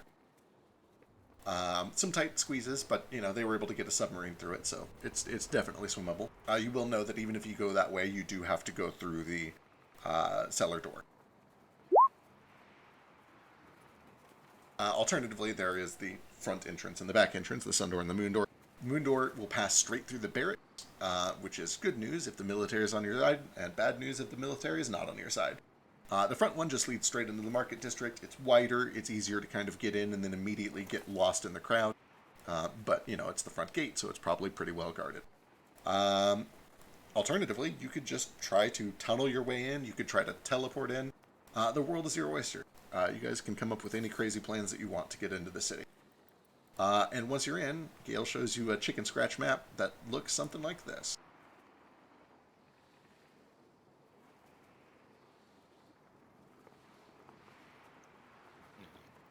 Opening a new tab, so it's open for a while. Good, where at? New tab, so you can see it fully. Oh, did it not, hang on, did I not? No, it popped up, but if you click it, it maximizes it, and if you right-click it and open a new tab, it'll give you a bigger... Oh, gotcha, right. Yeah, I'll also just post a link. Yeah, the link helps too. Your appreciation for your thumbs. Have you been playing with only your fingers as a dragon? In Age of Awakening, I was dandy, so I didn't have thumbs. And now I'm Oh. realizing I'm a dragon, so I don't have thumbs. And I just... Maybe thumbs dragons are have important. thumbs. Do ancient dragons have thumbs? Okay. They don't have full thumbs. They have something kind of like raccoons or otters where they're semi-opposable, Okay. but not fully opposable. That's an upgrade at least. Yeah, kind Can of like he an taste opposable with his default. hands like a raccoon does? He does not taste with his hands, no. That's why they wash their hands so much. They're not really washing. They're wetting it so they can taste for poisons and stuff. Okay, so I understand everything now. Ah.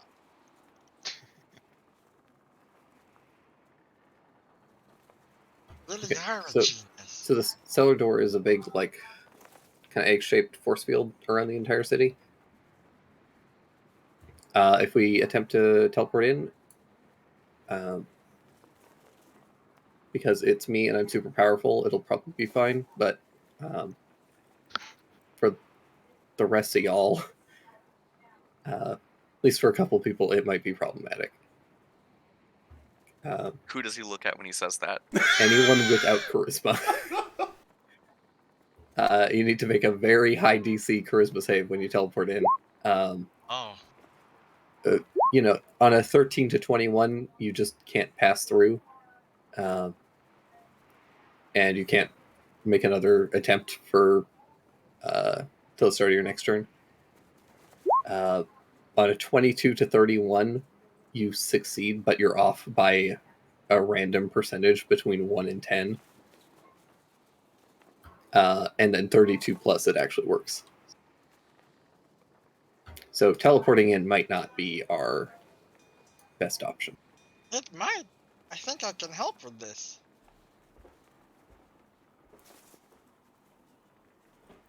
Can you? This Do is what? safe? Well, do I know when it says you have to make the charisma save? Is it just the person casting the teleport, or is it every individual person teleporting? That's a good question. I feel like it would be each individual person. Okay, that's what I was interpreting it as too. Yeah, no, I think that makes the most sense. Yeah, 32 is difficult. You would know that there isn't like a super strong teleportation economy in Saznak. It's not like people send cargo deliveries to the Mage Quarter. Most people arrive by Right. the gates. There is one circle in the Mage Quarter, but that's basically it. Let's see. If we're next to Moat, there's a +5. If everyone got resistanced, which is unlikely. If everyone had advantage, that might help. If everyone The- had a D12 as well, that might help. So the big issue here with teleporting is that even if everyone gets the 22 to 31, we're all going to be shunted in a Different random spots. place. Yeah. We don't want to be separated. Right. Like, if any of us get separated, somebody's fucked. You would also be aware that that whole middle area is just a drop, thousands of feet down, presumably eventually into the Underdark. Oh, that's hollow. Okay. Yeah, or potentially that was into cave cave. systems. Okay. But it's definitely deep. Like it's a non-survivable fall for sure. Okay. I thought that was all like solid rock in there. Oh, gotcha. Yeah, no, that black pit in the middle that goes straight down to either caves or the force field of Aids. That first. Do you start Perfect. like scribbling it out on the Yeah, map? just- No, this is empty hole. This is this is death. Okay, Um, teleportation maybe not good idea. Yeah. My lean would be that we it's the harder option, but the closer one would be taking the moon gate. Because it's that or we go through the waterworks, but I don't think we have a way to really travel through there. Because the tunnel that we went through was very narrow, right?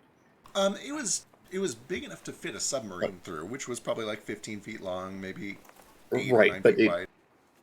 too small for Flick's ship, which was the Oh yeah, no, there's no way you're getting an airship through there. No. right. Like Yeah. that's where Flick's ship is really the only way that we could travel underwater through there safely. Do we Um, still have the Nautiloid?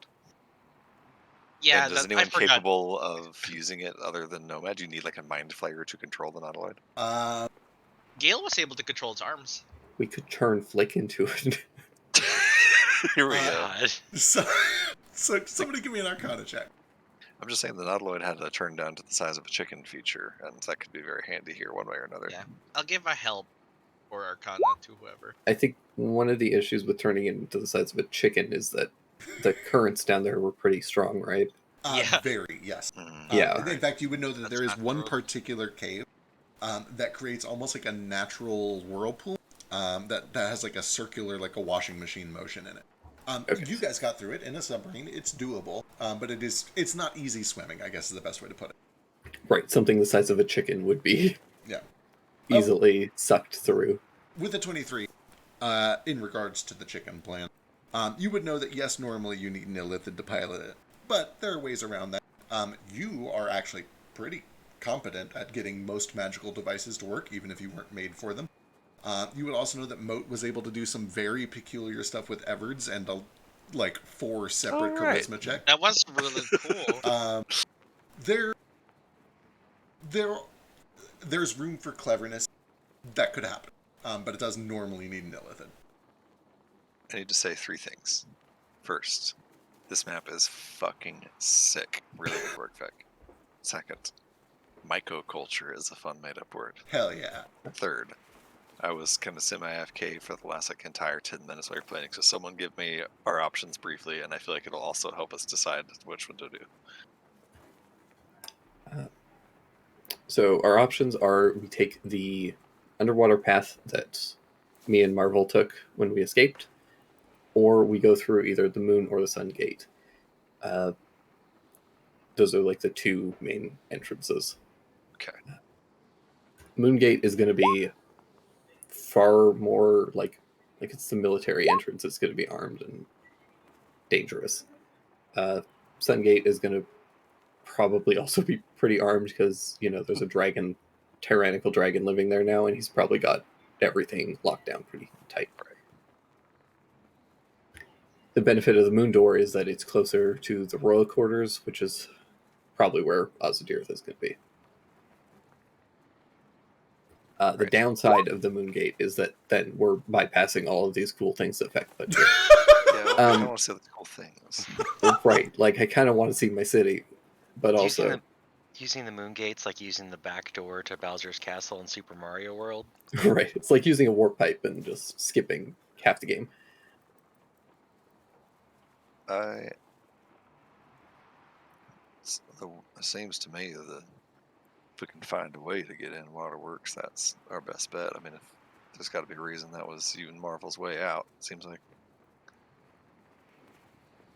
it's the devil we know, at least. Yeah, I don't know if they've found it or filled it up, but we can take a look. So I guess also you might end up in like a TSA situation where if they had a big escape from Waterworks, they put in all kinds of protection specifically for Waterworks. Right. Marvel does chip in and say, yes, the reason that I went that way is because, frankly, they weren't watching it. And I think your friend's got a point. I doubt they'll make that mistake twice. Maybe they didn't find out how he escaped. That's certainly possible. I don't know what those cultists are really capable of. Not a lot, as it turns out. This is bonkers. How far underneath the surface if we were in the mountains, how long would it take to just dig down to the top of this place? If we're very good at digging and include siege weapons and earth magic. I mean, Sasnak is explicitly not particularly deep because we ran into a bunch of like stillstone and we couldn't go any deeper. Yep. If you approach, so like the sun gate there down on that bottom right corner, like the mountain face is right there. That little blue bit is outside. So if you were to just drill in from like right above the sun gate, I mean, fuck, you're digging through stone. Even with siege weapons, digging through stone, like mining, is a job that takes months to build tunnels. Okay, but what if I put a big Eggman drill on my ship? I like it. If you build a dedicated drilling machine, you could theoretically drill through the mountain, boring a tunnel. Presumably you're starting from as close as you can get while being out of sight of the main entrances. Which is probably going to be, oh my god, I don't know, 5-6 days of drilling. And that's a long time, but they're not going to know. There's no way they would know. You would be aware eventually you're going to bump into the force field. But, But the force field doesn't matter to me. Yeah, theoretically, as long as your drilling machine is small enough to fit through a 20-foot diameter hole, then yeah, you can drill straight through it. Huh. Earlier today, mere hours ago, somebody posted a meme in our D&D chat about a group of 4 dwarf players that circumvented everything by just drilling straight to the boss room. They circumvented specifically the Tomb of Annihilation. The most difficult. I can't emphasize enough, this is what I love about Dungeons & Dragons, is that if you want to, you can just drill a hole, you can mine. Okay, I have an idea. So you gave us stone cutting. Does anybody here have true polymorph? I think Nomad was our only source of it, which...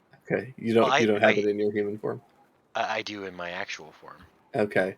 You have to put your back, huh? Right.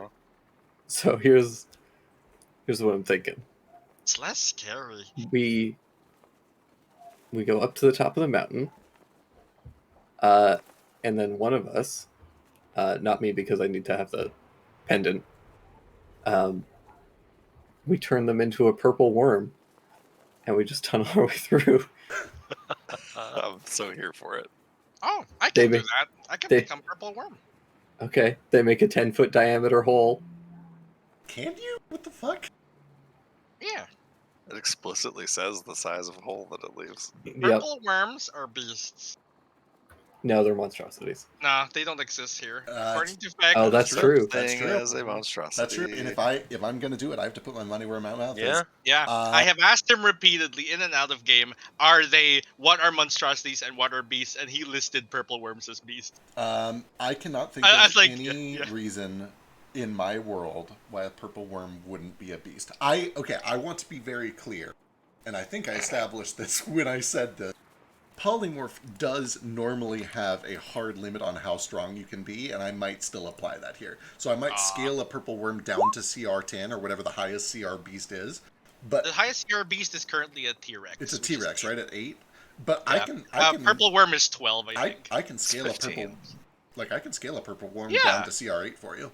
Yeah, I just need its movement speed. I was gonna say it has burrow. Does it have stone tunneling? Here we go. The worm can burrow through solid rock rock. at half its burrow speed and leaves a 10-foot diameter. Yeah, I don't see any reason why this wouldn't work. Yeah, I can turn people into purple worm. if you Hoisted by your own petard. This is why monstrosities exist. 152 episodes deep into Crosswinds, and we're learning why monstrosities exist. All right, let's do it. want. It's because spells are badly Hell worded. yeah, let's do it. Because the whole game is really badly written. That's why. No, it's brilliantly written, and this is why you shouldn't homebrew anything ever, and you should always play 100% rules as written. God, it hurts So- so much. Wait, what is 100% rules is written, so small artificers can have remaining problem? and A problem is become very stupid when the worm might need supervision. As long That's as like it, 3 of us, so. it knows how to dig. That's all we needed to do. Ah, Yeah, can we like like put bait Put some to make it Dune go. style reins on its back and ride it like fucking Shai Halud. I was thinking more like just a stick with like a piece of meat hanging off the end. Yeah, that's how Dune is, right? That's how they ride Shai Halud. It's a carrot on the end of a stick, I think, is how Yeah. that piece of Argyle, literature that's is written. kind of hungry. Um, So this plan, he like makes a scribble on a piece of paper, which is it's very like whiteboard scribbles, you know. Somebody, if you want, can give me a nature check to learn more about how you could make a purple worm go where you want it to go. Let's Uh, see. Can I make a history 4. check to see if we've ever dealt with purple worms? Absolutely. I Oh. thought we dealt with worms. We dealt with weird ass worms. like We that. dealt with a glass worm, Yeah, we've seen them some Which worms are- before. which I think are similar to purple worms. Glass worms are just clear purple worms. Gale knows lots of stories about miners who have gone out beyond the protection of the cellar door and all of the risks that are involved there. There are tons of terrible things that live in caves and in the underground. The cellar door exists for many reasons, sometimes to protect you from the storm and sometimes to protect you from a purple worm popping up in the middle of your city. In the stories that have been told about purple worms, you were very deep. They don't come close to the surface usually.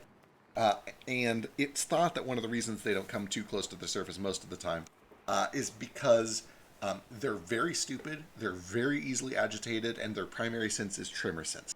Which basically means when it hears movement, even through solid rock, its dumb monkey brain goes, ooh, food, and it charges in that direction and eats it.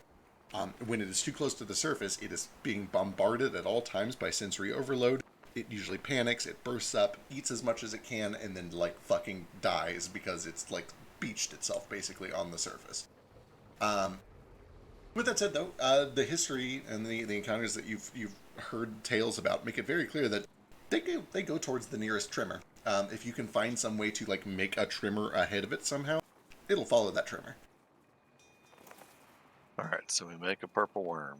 We dig it down towards Storm Cellar.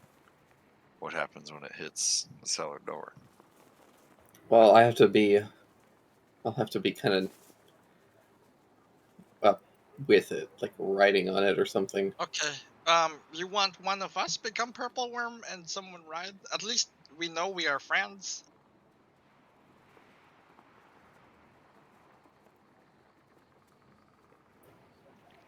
Yeah.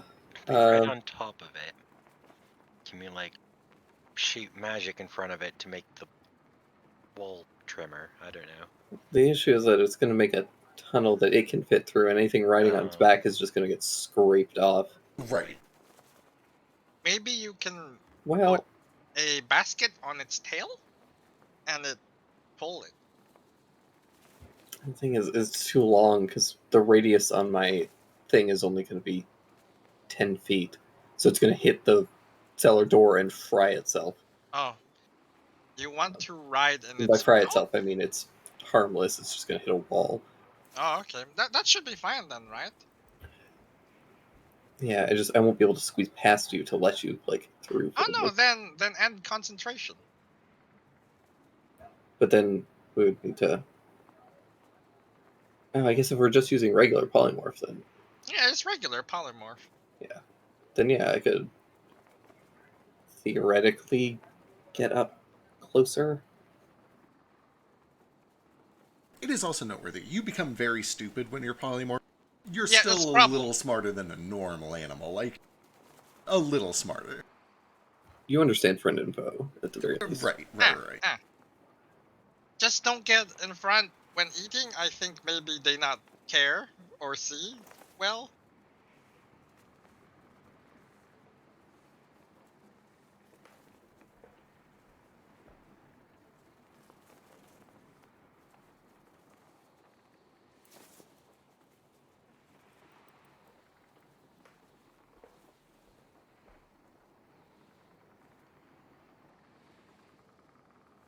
That's so plan is what steps? What we do first? Sounds like first step is fly up to the top of the mountains. Or I guess if we can't fly there, then fly around to the north end and hike our way to the top of the mountains. Actually, where does the cellar door the cellar door go around? Oh boy, how do I? Here, let me just do this. Like, does it encompass part of the mountain, or does it go through the mountain and just encompass the city?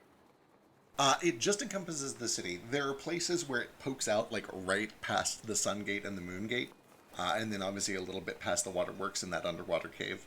But it's not like there's any, other than right in front of the gates, it doesn't pop out of the mountain anywhere. Okay. Oh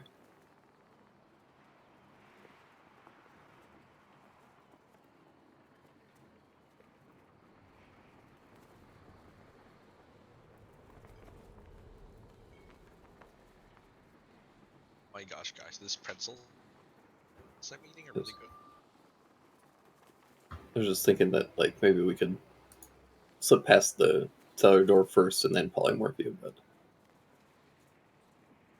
Whichever work. I can polymorph someone else too, if not me.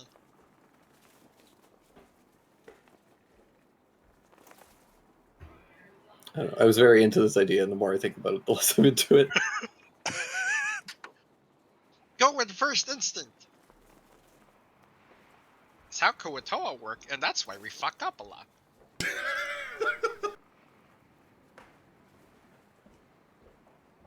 So, what are the problems with this plan? Sorry, it's gonna hit the door before you can get up there.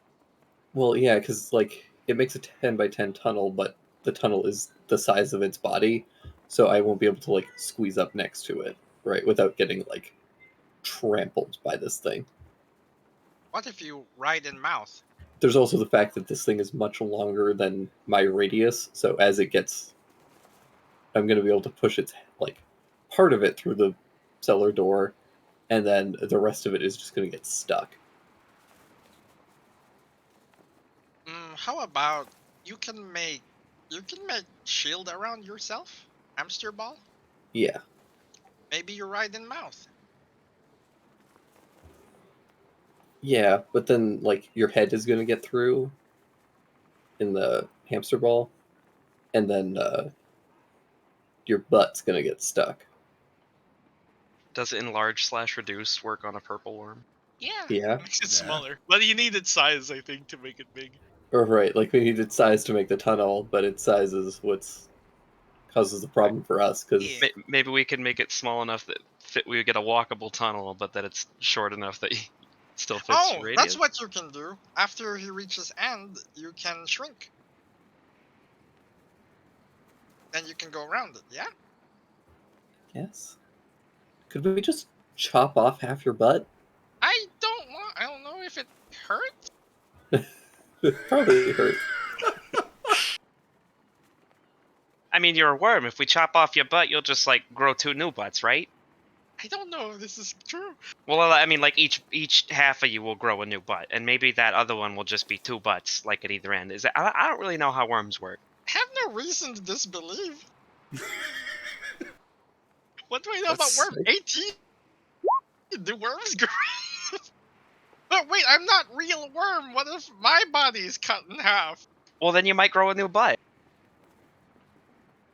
I like my butt. Or you would just turn back into you, because the spell would end. Oh yeah, we want spell to end when we reach end anyway.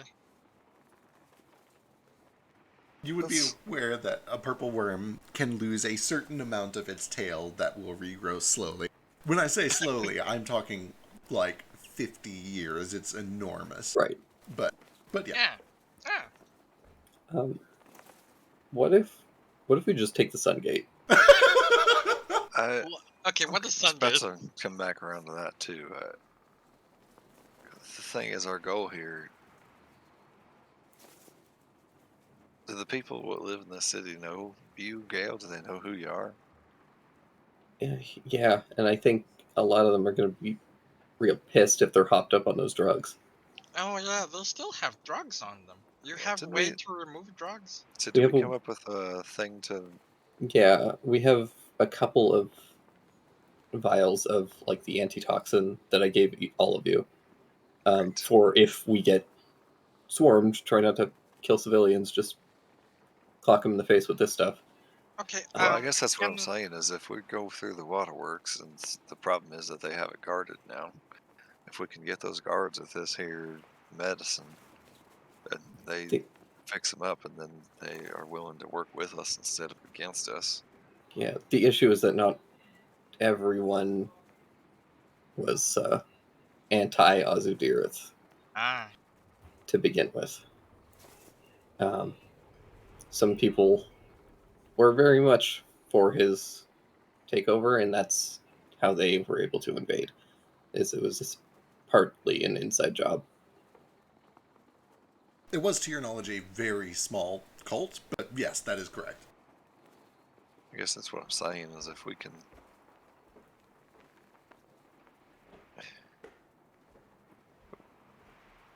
The end of the day here, we're trying to make you King Stormseller, make you the leader of all these people, and it seems like we gotta sort of win the hearts of the people what you want to lead anyway. So Is that what we're doing? I thought it was. What are we doing? I guess we were I getting. just want my home back. So let's not get the cart too far ahead of the horse here. But what is your end game here? Just want to see my home freed and be able to go home. Insight check.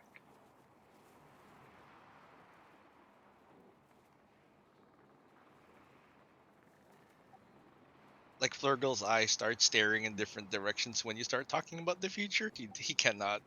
It's the concept of the future. Listen, that's what the Kuatoa lost, right? Right. That's why Nomad's trying to give them back their ability to think ahead. Goldfish brain isn't that your memory is 8 seconds, it's that you only care about 8 seconds into the future. That's as far as I can Yeah. plan. So I only think turn into worm. That's all I have. If That sounds anyone like else, a perfect life, frankly. it's great until you become a cult and start killing children. Yeah, that'd do it. Because what are consequences, right? You have God now. You get a pretty good read on him. You can describe what that read is. Yeah. there's more to it, but that's definitely part of it. The gist of it. Cool. Yeah. Well, even if you don't want to be their king, I think that they might have fallen to you to be the one what leads them to freedom. So if a city like this, as well guarded as it seems to be, is the fact that they know that we're coming. I think this doesn't work unless we get your people on our side. So I don't know how much of this we even really want to be a sneaking mission, as much as a mission of getting people on our side. We need to make this antitoxin? Is this what this is? Pumping the antitoxin through the city is going to take a lot of time, though. I think that we need to deal with Azdirith first. Where would we need to go to do it? Just for consideration. I don't know meta, but I would assume the prison. But if Gale would know better. Gale could make some deductions. Give me some sort of an intelligence check. You can probably justify a lot of things. Oh, please take a bardic inspiration, and he blows on his Could I pitch pipe.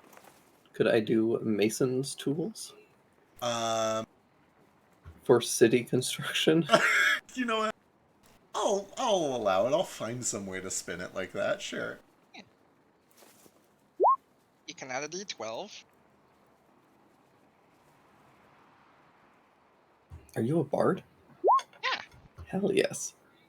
Oh my god. Thank God, a bard. Holy shit. 37. All right. Excellent. Okay. How do I spin this as Mason's tools? Let's see. So I'm trying to spin it as, like, I would know the construction and layout of the city. Do I know where don't have any to of roll it the twice. ventilation would be? You rolled a 12. Yes. Okay. That tracks. Yes. And in fact, with the Mason system, you would probably... Okay, yes. This all tracks. As far as aeration goes, most of it is slow filtered through the sun and moon gates. That's why they're designed to be porous, is so that you guys don't all suffocate in here. There is also a little bit of additional oxygenation that comes from the agriculture ward, and also just through plant life that's planted throughout the city, but mostly over there. Neither of those are like central systems, so it's not like there's a single place where you could dump a whole lot of this aerated gas and have it distribute through the city, because it kind of just blows in and swirls around from all over the place. However, as you're thinking back to it, and especially as you think about the city's construction, it does eventually become clear to you that there are two additional ways that this could potentially be transmitted. One is through the waterworks. You'd be aware that all of the water that is pulled in from the sea and purified at the waterworks flows through this like pool down a waterfall to the lower floor, and then from there are small canals that run along all of these paths to distribute that water throughout the entire city. All of the city's water comes from that one point. So that would be a very, very efficient way to quickly distribute this toxin in a way that, frankly, can't be ignored without giving up water. You would also know that if this water is tainted, the waterfall here produces a bunch of mist, which aerates throughout the entire cave, which would probably do a pretty good job with that too. The second thing you would know is that like 99% of the city's food comes from the agriculture district. There's not a lot of food that grows very well underground. You would know that there are some farms that are kind of outside of the sun gate, but those don't do super well. They're kind of there as like an emergency backup, because there's a constant storm out there, and even in the Shadow of the Valley, farms don't do super well in a constant storm. So if they were to taint the crops here, that would also be a very effective way to forcibly disseminate a toxin to the entire population. So maybe our best bet is to go in the Watergate and see. I mean, we're going to have to see what we're dealing with anyway. None of these plans are going to matter the second we see what we're actually dealing with. But Right. if we're going in that way anyway, see if that's where they're getting all the SSLC donut nut poison sent through the city from. Should I we think- drink some of antitoxin? Um, It do I know? affect us? Do I know if drinking it now would give us any sort of like protection? I know that you Is there a guys vaccine got. for this? I know that you guys got the paperwork from the SSLC, and I know that you guys have several vials of this. Have you guys actually studied it yet? I don't know if you guys have done any research on it. I'm pretty sure Yeah, didn't Gale Nomad did. do that right as he was ascending? He was doing Arcana checks on it. Gale also he did a was. bunch of research. We're As probably he working was- together on it. If nothing else, we've got 5 days that he can start researching it. While Absolutely. Yeah. Yeah, I guess go ahead and go and give me like 3 separate research checks of some sort. It'll be intelligence of some sort. If you have a relevant skill check, that would be good here. Can I help with cook's utensils? Since it's like a food poison. And that plus medicine proficiency. I will allow it specifically because you got this from a food processing facility, and it is made to be distributed to people working with food. I'll allow it. If it's over the course of the few days as well, I'd like to help enhance ability Yeah, absolutely. and some bardic inspirations. Sure. So I guess like any 3 of you give me some sort of intelligence checks. I was just gonna help Gale Or yeah, Yeah. that works too. if it works. Support. Ooh. You can now Feels do the Oh, that's Oh, right. are we about to get our new highest? Are we about to hit 50? Ooh boy, I put a didn't D12 on need there. no- 49 is possible here, and if you get a 49, I'll let you throw. Oh, guidance is already on it. Oh yeah. Oh, 8. that is still 45. Which I think is still our highest ever. Might still be No, the he's rolled a highest. 50. He's rolled a 50 before. Has Have he? you? Yeah. Gale's highest is a 50. Good. It's a 51. 51. Oh, Flash of Genius. Ah! Holy fucking shit. We did it, everyone. You did it. You We spend, rolled a fucking 51 on his ability check. Gale has rolled 2 50s this campaign. you spend a couple days doing some incredibly thorough research and testing with the samples that you've got from SSLC, and you learn a number of things. The first is that it scales very much with dosages. If somebody is just breathing in an aerated mist of this, it would probably take 2 or 3 days for it to fully settle in and get them to the maximum state of control and influence. Then, once you're weaned off of it, it would probably take 4 to 5 days for them to snap out of it. It's not like you get them to clean air and then they're immediately free. It's something that has to wear off over the course of 4 or 5 days. Right. The antitoxin is kind of the same way. If you take a small dose of it, it could give you an immediate advantage on your saves against it, or possibly a small bonus. If you were to chug an entire vial of it, you'll probably be totally protected for an hour, 2 hours, something like that. You would also know that if you build up this resistance ahead of time, it'll give you a little bit more resistance to it. The downside to that, of course, is that you're going to be consuming a lot of the supply that you currently have. And I don't remember the exact numbers of what you have, but I'll say just to set a precedent, a vial, just hard drink out of nowhere, you drink a vial, you're pretty much immune for an hour. If you were to drink a vial every day, that would get you covered for like an entire day's worth of exposure if you did that for 4 days straight. Let's see, what else? What else would you learn on a 51? Do I know how Everything. to, or do I have the supplies to make more of this? That is a great question. You would... Okay, hang on, let me check my own notes here. You definitely learn, like, the chemical composition of this stuff, for sure. Where is it? It's in the stuff about Candyland.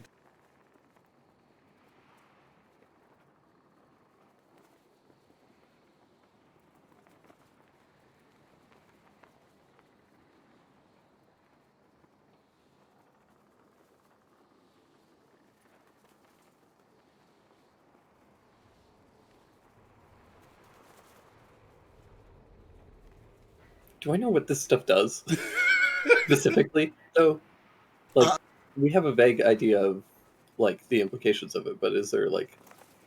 You do, and it will become very clear once you figure out the chemical makeup of it. So the basis of this is, for lack of a better word, mundane. It's just chemicals. It's chemicals that you can acquire, chemicals that you probably already have. However, there is a secret ingredient in the toxin and also a secret ingredient in the antitoxin. The secret ingredient in the antitoxin is what I'm looking at first. So let me find that real quick in my notes.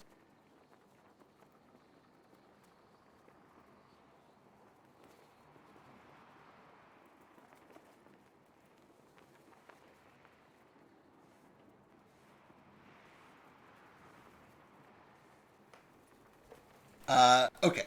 The toxin is called slough, spelled stupid. It is a syrup that is produced by the giddy pine that grows in air candle. It has... I'll post it.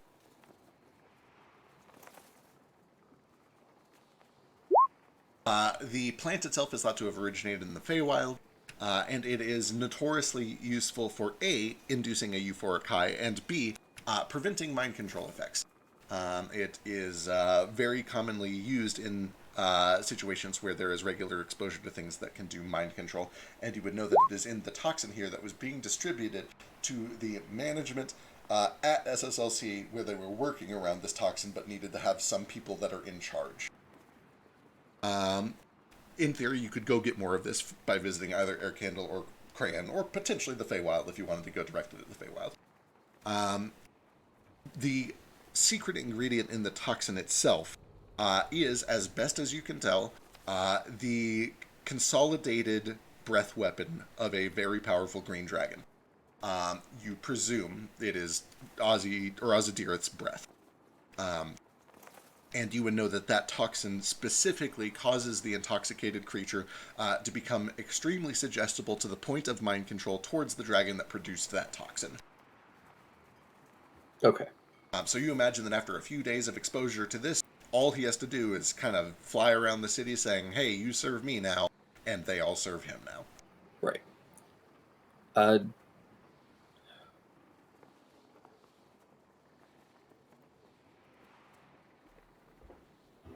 Do I know that without constant exposure, if people just like were taken to like clean air for a bit, would it eventually like fade, or is it like Absolutely. permanent until cured? Okay. It is similar to other diseases where there's always kind of like a lingering trace of it. They will be more susceptible to re-exposure, is I guess the best way to put it. Okay. But if they're clean for 4 days and they're never exposed to it ever again, they'll live totally normal lives like nothing ever happened. Okay, cool. So we just need to detox the whole town. Right. Okay, here's my pitch and my suggestion. I think we go with the initial plan of hitting up the waterworks, maybe try and take the nautiloid in chicken form, and then we just go straight to the castle, fuck up Ozydirith, and then we go to the agricultural district and get rid of any toxin that they're using there. I think that sounds great to me. I don't suspect that they have any of the toxin in the water, just because if they were putting it in the water, then Ozydirith wouldn't be able to control who was being affected. And if he had people here that he didn't want affected, or that knew about this and didn't want to be affected, they wouldn't be able to come here if they weren't controlling it somehow. I mean, I guess they have the antitoxin, but I feel like controlling it through the food source is a little bit more convenient, and they would have a lot more control over it. Right. That was also what SSLC used it for. I mean, I don't know jack shit, but I assume that plays nice with food. Right. But the benefit is that the waterworks would be very good for getting some of this antitoxin in there. That's true. I mean, it won't have an immediate effect, but it'll at least help kind of wean some people off. Right. Yeah, I think waterworks. I think let's get in there and see what we're dealing with. That seems like the right of the 3 doors. Yeah. Well, 4 doors if you count the purple worm door. Still on the table. Theoretically, if we take the chicken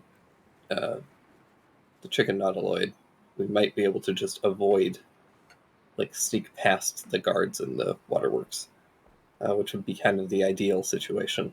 Right. To avoid scuffling with anybody we don't need to here until we Right. get to the big man himself. The less innocent people that we involve, the better. Yep.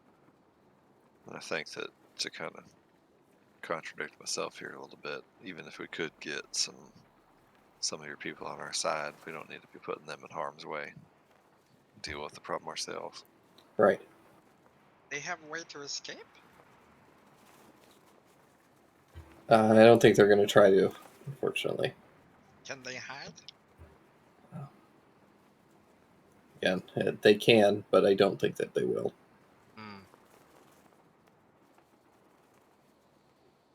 Not for 4 days. Yeah. That's why I think we need to try and get to Oz as quickly and quietly as possible, so that we can avoid him trying to call in reinforcements. Because I would not put it past him to use every citizen here as a hostage. Alright. We got our plan. We set sail. All right. You guys continue through a couple of days of travel that are mostly uneventful, which will get you to about Friday.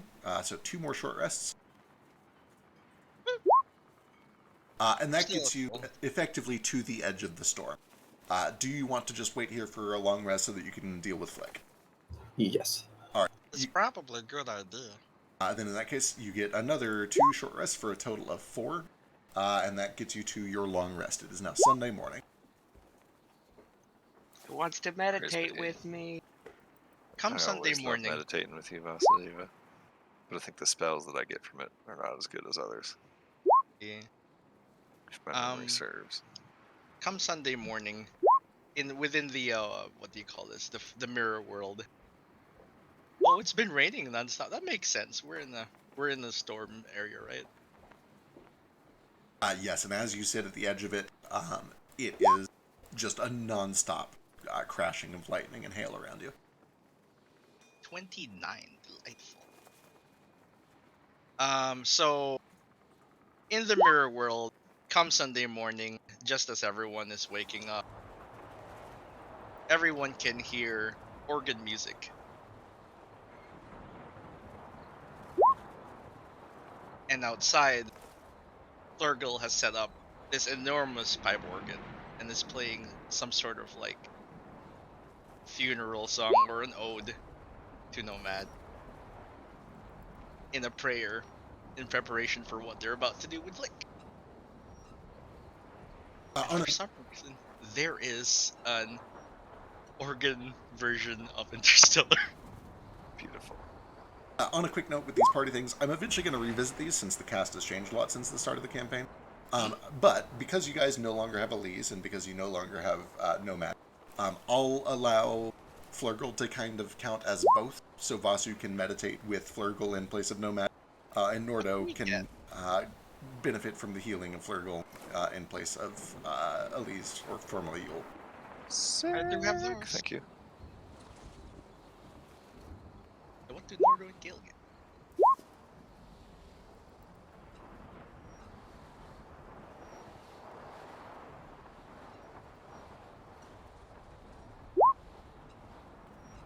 Correct. You would know that there is not a thing for every possible combo.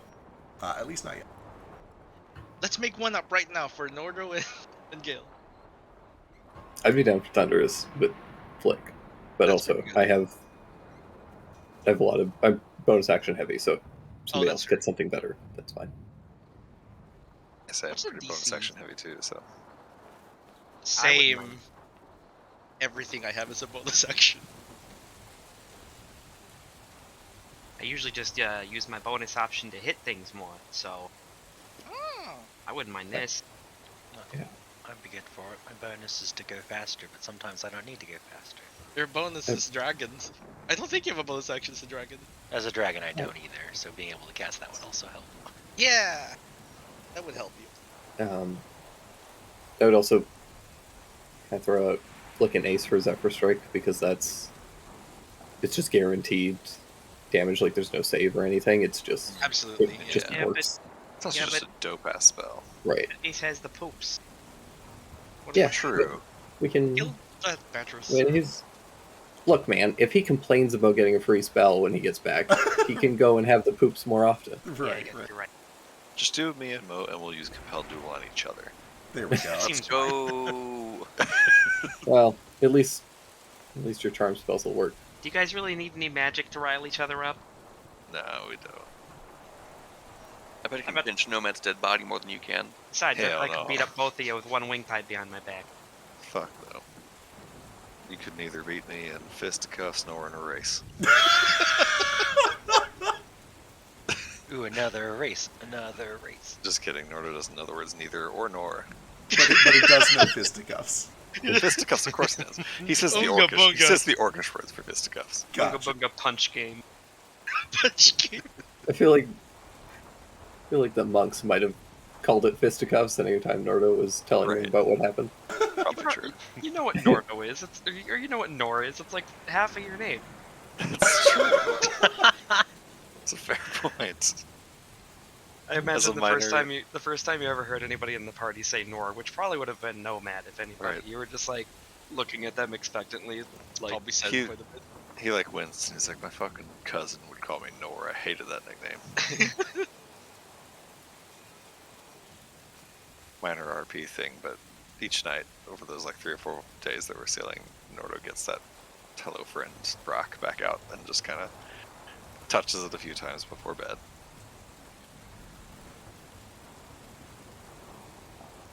Also, minor RP thing. I do some more crafting with Marvel and Leo over the course of the week. Hell yeah. But I'll get you that ship between sessions. Okay, 'cause perfect, We don't yeah. get bogged down. Yeah, And we need to get Flick into his body finally. Right. I can't wait to find out whether we're actually doing Storm Cellar or if we're going to hell. We're next. going to hell. Yeah. Right.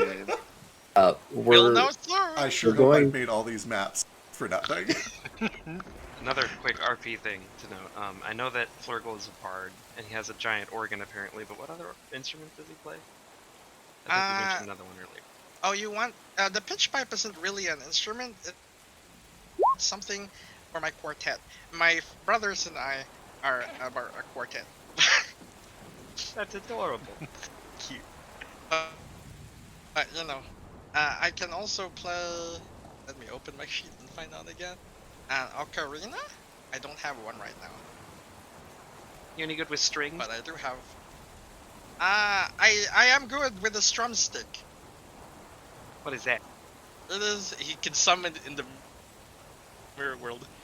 It is the simplest stringed instrument. It's only got 2 strings. Is it like a 2x4 with 2 guitar strings? Let me find it. Anywho, the long bit of this that I'm leading up to is that Fozzie wants to practice music over these couple of nights, and when he does, he's gonna loan Flurgle one of his Quabosies. What is this? It's the string instrument. 5-string. It's like a lute but smaller type of thing, I think. Ah, so many strings. Yeah.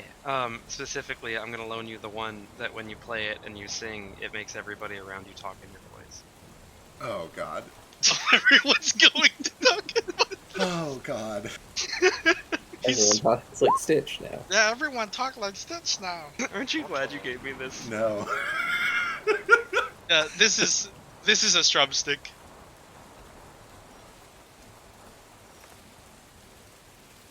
It's made in a way where you basically can't fuck up. No matter, it's 2 strings and you can't make something sound bad. Right, like apparently. they're in accord with each other. Yeah. Where is it? It's in the chat. There's that one. Just above. Or Where no. is it? Oh, I see it. yeah, I see yeah. it. It's above your back. Oh, YouTube. Yeah, it's a YouTube link. YouTube. Yeah, this is a strum stick. It was. I was looking at simple instruments, and I was like, yeah, this makes sense. It's like a banjo with 2 strings. Norda, what's up? Really minor thing as well. Is there anybody on the ship in terms of our party members or anyone in our mirror full of NPCs that can do a extremely basic tattoo? Ooh, that's a good question. It's just letters. I imagine probably Cal could do it. It just wouldn't be good. I was gonna say, I think you could get very primitive ones from Cal and maybe even Leah. They wouldn't be super good. I'm trying to think who would be good at doing like a good one. Git can do it. Do pirates do tattoos? Pirates do often have tattoos. They don't often make them, but you. I mean, I feel like Maybe a lot of pirates of them make might. their own. They feel like they have to, right? Where else are they gonna Right. get them? it's kind of the same boat as both Leah and Cal. We're like, yeah, you know how to take a needle, dip it, and puncture it. You don't have a lot of practice with it, but you at least know the process of it. You could try it. I'll probably just go to Cal to do it, because that's exactly like when we were part of the Crimson Hands, the dumb fucking orcs with no skills would tattoo each Yeah. other all the time. Yeah, So like, yeah. it doesn't need to be very good. I am trying to think if there's anyone that would actually like be good at it as you're looking around. I am jack of all trades. Gale rolled a I'm tr- 51. yeah. He'll do it. Gale can do it. Okay. No, Lefort will do it. As far as like the artistic, so here's what's probably possible. The three of them know the process of it. The artistic side of it, you could go to anybody who's good at Fleur- art to do like the Yeah. pattern or something like that. Flurgle isn't good. Nomad and Nordo. Sorry, I'm still doing it even though he's dead. Nordo has painting tools. Maybe he should make the sketch. And then, Yes. Well, I mean, yeah. so it's like he on the back of his right hand, he has his holy symbol of Nomad tattooed already, and all he wants to do is like sort of on the wrist, right below the back of his hand, just have the words Vox Fragilis like tattooed. So Oh, it's, yeah, it's not that's like it's easy. not artistic. Oh at all. yeah, It's just, in what language? I guess. it's just light letters. I Is think it probably Orcish? I think probably he will go to Cal to have him do it. Okay, excellent. Cal is happy to help you with that. And have him just do it in whatever language it's inscribed on the rock Nomad gave me. I don't know what language that is. Probably common. It's either Cool. that or I feel like it's kind. Yeah, it's common because everyone has to know the password. Cool. So he gives it to tells Cal to put it on the back of his hand there. In common. Only Math equations equations. and crowds. Honestly, if I was ever going to get any tattoo, it would just be the golden ratio. Right. As a tramp stamp. In reverse Wait, order. Wait, what? The golden ratio spiral or the numeric equation? I like both. Both ideas are cool. As a tramp stamp, though. I love the golden ratio. I just hate when it's misused. I hate the way people use the golden ratio. I can't wait for C3. These babies I've told abuse you, so much. The I'm golden ratio. I have a raging erection for like math as magic, and it's like right up there with music. But music is math, and math is music. Anyway, reverse order. Let's do this shit. Moat, yes, they do. They're kind of a little bit more polished and gleaming, and even if you like. Nothing you can do really changes that. It seems to be inherent to the scar itself, and not just the fact that it's literally more polished. So it does kind of carry over from your skin onto the golden scars. Does it look like polished obsidian instead of flesh? No, it's still gold. It's just it shows up as a more luminescent, brighter. Ah, it's Um, glowing. I'm looking for Cal's fucking stat block so I can see how good he is at this. Can I help him? You say he would invite Flurgle to come Yeah. Yeah. as Nomad's follower. Yeah, it's for. But I've chosen to name myself something easier. You can call me Flurg, or just Flurgle. Yeah, you can pick your own. That's what I did. Can I call you pick Flurgy? my own. Yeah, you see, so the thing about our names is we are named after the first sound we make because we can't think about the future. so maybe I think it's good we choose different. Honestly, ain't that far off. I was, my parents didn't get around to give me a name because that's how our tradition was. You got one when you came of age. So I didn't really have a name, and the orcs just called me Makari, but I didn't really like that. So then I just picked my dad's name because it was the first name what came to mind. That sounds much better. Name guess that my means something for you. My mama was going to name it Kumo, but haven't quite decided if I want to use that or not yet. That's still on the back burner.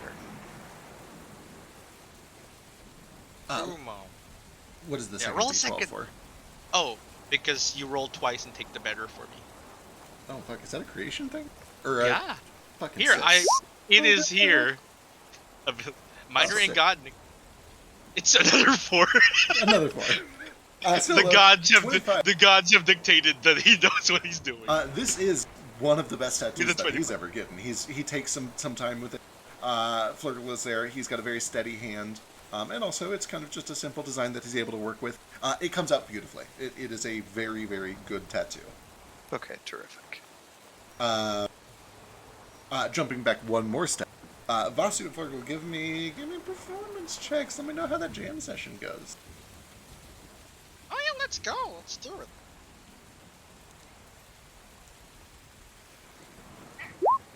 That is a 42. Jesus. You can add the 2d12 to it and just take the higher. We about to get 242s here? Add a 2d12. Well, roll 2d12, take the higher. Why am I talking like this out of character? Everyone around you is talking like that Yeah. in character. Oh yeah, Oh, that makes sense. We'll do it. Oh, Yeah, that's 20. That's great. That's a We'll do 26. Ah. What a jam! it. So a What have I done? 39 and a 42. It is a phenomenal, as phenomenal as anything can be in this voice. What makes it so phenomenal is, in addition to your incredible playing, there's just this really ominous backdrop of intermittent thunder, and you guys, whether through showmanship or talent or just luck, manage to punctuate all of the best parts of your songs with these dramatic pauses, and then right as a crash of thunder comes down, you strum into the next chord. It's just It's a like hell of Eddie a and show. Dustin. Oh Yeah, yeah. I imagine we started off like dueling banjos sort of thing, and Yes. between each verse there's a crash of thunder, and then we start harmonizing. Oh yeah. We're playing And it's- Thunderstruck. Yeah! Fuck yes. It's a hell of a time. Somewhere in the distance we see, the classic villain montage of Azadirith doing evil things. I can't say. See, this is the problem with D&D is I can't actually do a villain montage because it gives away information. No, of course you can. I You could. can. I could. We do Yeah, see. pull in Just the say Bria we don't Iyengar. see it. That's true. Yeah. because To Rhea say can do is it, the- anyone What can you do it. don't see. The one thing I enjoyed about Aria's DMing, which should be what you don't see. That's true. That's true. Like the talk. Give us the information. There back, are you bastards. flashes over in this scene to the inside of Storm Cellar, deep beneath this mountain, just a few hours off in the distance, where you do see this hulking, enormous, dark green-scaled dragon flying his rounds around the city, not even so much to enslave the people because they're already deep under his control, but just to make sure that things are still going well, that nothing unusual is happening. And then he retreats up to the palace. You can see deep beneath the city, within the mines, forced labor. These kobolds with just this glassed-over look in their eyes, hauling up still stone in unprecedented quantities. Many of them deeply malnourished, underslept. They look exhausted. The streets that are normally bustling, the marketplaces, are, in contrast, dead. The city looks like a ghost town. Everyone that can be useful is being put to use, deep underground or within the palace or sometimes within the mage quarter. You occasionally see kobolds being led over to the dark, shadowy corners where the prison is. There is just an entire city that has been rotten from the inside out. That is nothing like what you remember, Gale, but is hopefully just a few days away from some sort of replenishment. And then, if you guys are ready, it's time to get Flick back in his body.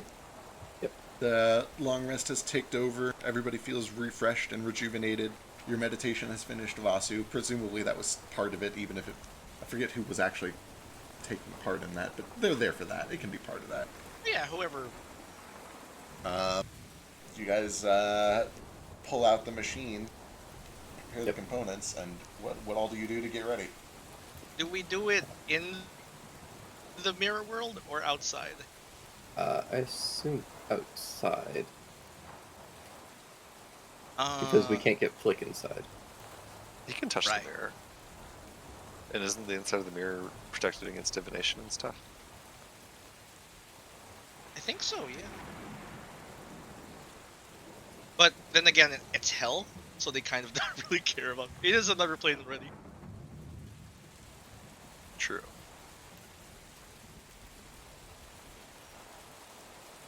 I got this. Perfect. As if you needed all magic circle, but I know you kind of had a workaround you were pretty confident with.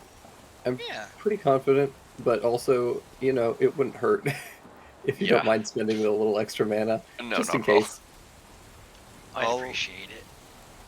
I'm gonna like start casting and hold a protection from evil and good, and try to to back up a little bit. When the soul came out of Flick's body and went into Mr. White's body, was there like invisible, like a soul, a thing I could see? The only person that was able to see it is an ace, because of his true sight and also because of his keeper blood, but he didn't know that at the time. Okay. In that case, best of luck. I have nothing to do to help you. Let's see. I'm gonna play this, the pitch pipe. It adds a D4. It doesn't stack with bardic, with guidance or anything, or bardic inspiration, so it's probably useless. But I'm gonna add it anyway in case both bardic rolls are bad, and I'm gonna inspire Flick and Gale. I think they're the ones who are doing things here. Yeah. Ace said that he would help me with this, so Absolutely. and that we want to use his protect evil and good because he can see. Or protection. Yeah. Ace can do the help with that, and I'll just give Gale the help action.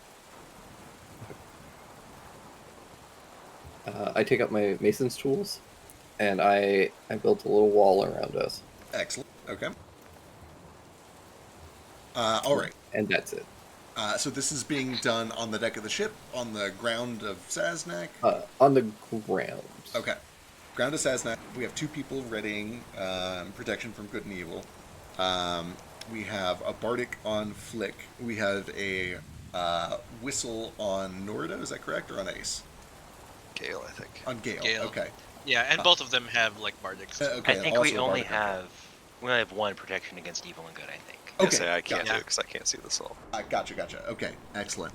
Let's see. Any other protections before you do this? I sprinkle a little bit of salt Understood. on my stone wall, and then all the bricks kind of become ethereal, and they build a little box around Flick and I and the Sentless engine. Cast Pillow Talk. I cast Pillow Talk. Before Excellent. you do that, let me try one more thing. Too late. Okay. Just kidding. I love the name of this spell. Oh, wait. Same. Flick, do you have anything from the Pale Mother? Oh yeah. Pale Knight. Or Pale Knight, sorry. Thanks. God, you double can check. ward people against that shit with your insane ability. Yeah, I keep forgetting that I need to do that all the time. Constantly and forever. Speaking of which, do you have anything for Mossy? I mean, just the emotional damage and physical Earn that scarring. way. Well, the physical scars might work. Maybe. Still stones implanted in your I person. was gonna say, where did your eye? Who gave you? Technically, Azadira. I think It might does count. have to be a non-magical object in that you Yeah. are not getting it back if you give it to me. Yeah. Right. As a heads up for anybody who wants to use this. Also of note, Gale isn't wearing his eye patch anymore. Yeah. Did you say it had Character to be a growth. not magical item? It does Yeah. have to be non-magical. Okay, then I definitely don't have anything. The only thing I could think of is maybe the Astral Shard chart, but I don't know who made that. Okay, cool. Then I'll just magic circle it up. Double checking. I'm trying to think of a pun for Elysian Life that has Flurgle's name instead. Well, it's Flurgles. Flurgle. It's gonna be tough. I'll think of it.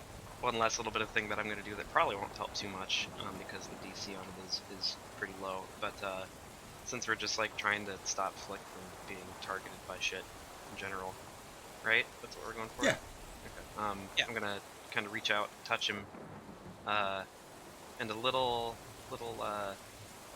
like spiritual white snake kind of comes out from my arm and grows wings and flutters up by his head, around his head for a minute, and then it bites its own tail and forms a halo. And oh, What does it do? Wow, it's it's so just cool. it's safe. Oh, okay. That's pretty cool. Alright, excellent. Any other preparations, or is it time? I think that's it. Alright. You insert the component, and pull the switch. There is a crack of lightning. Flick, I need a charisma saving throw. Oh boy. Good luck. It's okay, Do I Mode's have nearby. advantage or anything? Yeah, I'm standing close. Mode's nearby, and you have a D12 to that. Are, Okay. is anything else already giving him advantage? I don't think he has advantage from anything. Okay. If it's not coming from anywhere else, then, Moat, you notice as you're preparing for all of this, a thing that you were trying to gauge earlier on the ship. The markings do seem to still be there, and seem to be mostly unchanged. And although none of you in your current state are able to see it happen, during the crash of lightning as this transfer is going on, there is still a pale hand that tries to reach up through all these protections, that tries to fight its way into the sanctum, tries to rip its way through the planes. What we don't see. What you don't see that, and what you also don't see is an equal and opposite hand burst out of the sky and push back against it. You do have advantage on your charisma saving throw. Cool. Is this a frighten, possess, or charm? Ooh, 24! It is close enough to a possession that I would count things. Creatures 26? inside my magic sword 31. cannot be possessed. Okay. Oh, you don't excellent. Holy roll twice. Oh, I for don't roll it saves. twice? I don't roll it twice? No, Okay, for shit. for saves you instead get D12 plus 6, so you get So it's an 18 8. temp HP. Oh, I'll get 18 at tip HP? Okay. Yeah, and 18 temp HP. Weird. You do have 24 plus 2 plus 5 from Mo, 31. right? Any other bonuses? I don't think so. That's my don't verdict. think so. There is a crash of lightning. You watch as Flick's eyes roll back in his enormous head. Is anything being transferred back into the body of Mr. White? Are you involving Toto in this exchange at all, or are you... I have to do it one at a time, right? I believe so, yes. That's a good point. That's why you had to have the chicken in the first place. I remember now. Yes. This is where the chicken comes in. So there... I could have another chicken. There is a crash of lightning and a thud as the body of this ancient white dragon simply drops lifeless on the beach. A few seconds pass. Flick's body is quiet. There is a distant rumble of thunder, and then finally, another crash of lightning very nearby obliterates a tree that was struggling to grow in this storm, and it accidentally made the dire sin of growing too tall.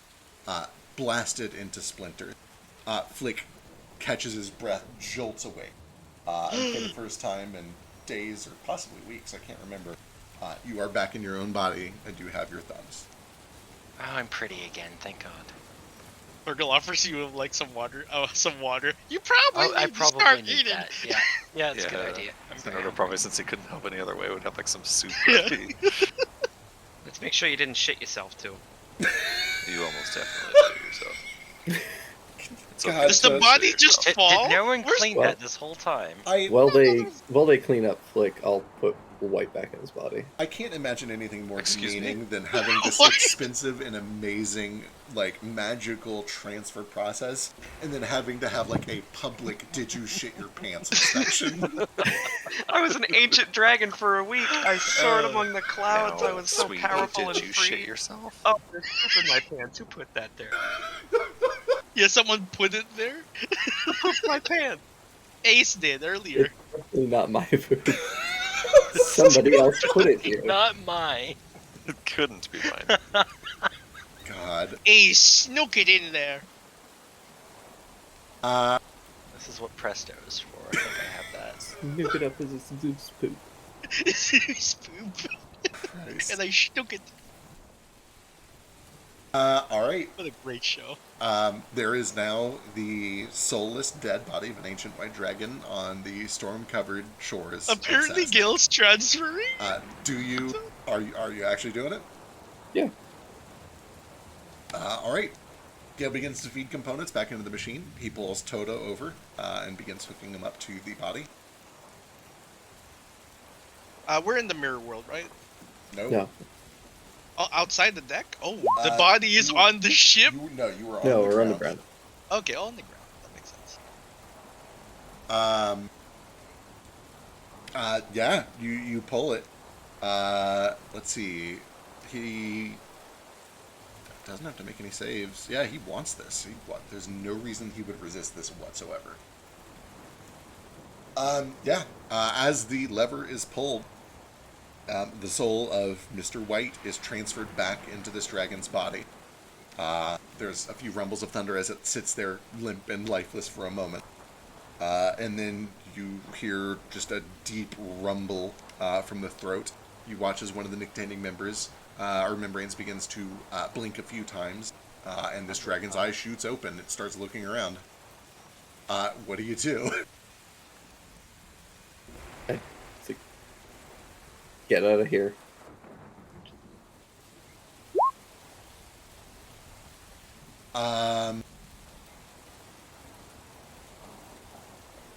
Boy, you can give me an incredibly hard intimidation check. You still have my D12, you didn't use it.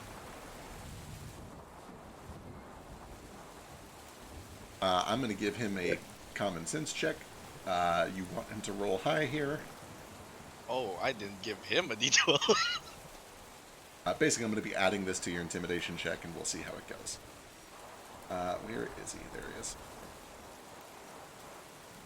Does he know what's good for him?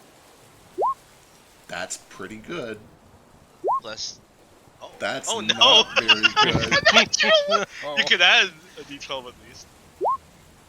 8. 17 if you are a good DM. Is this for Flash? No, because I have Grudge Bearer for dragons.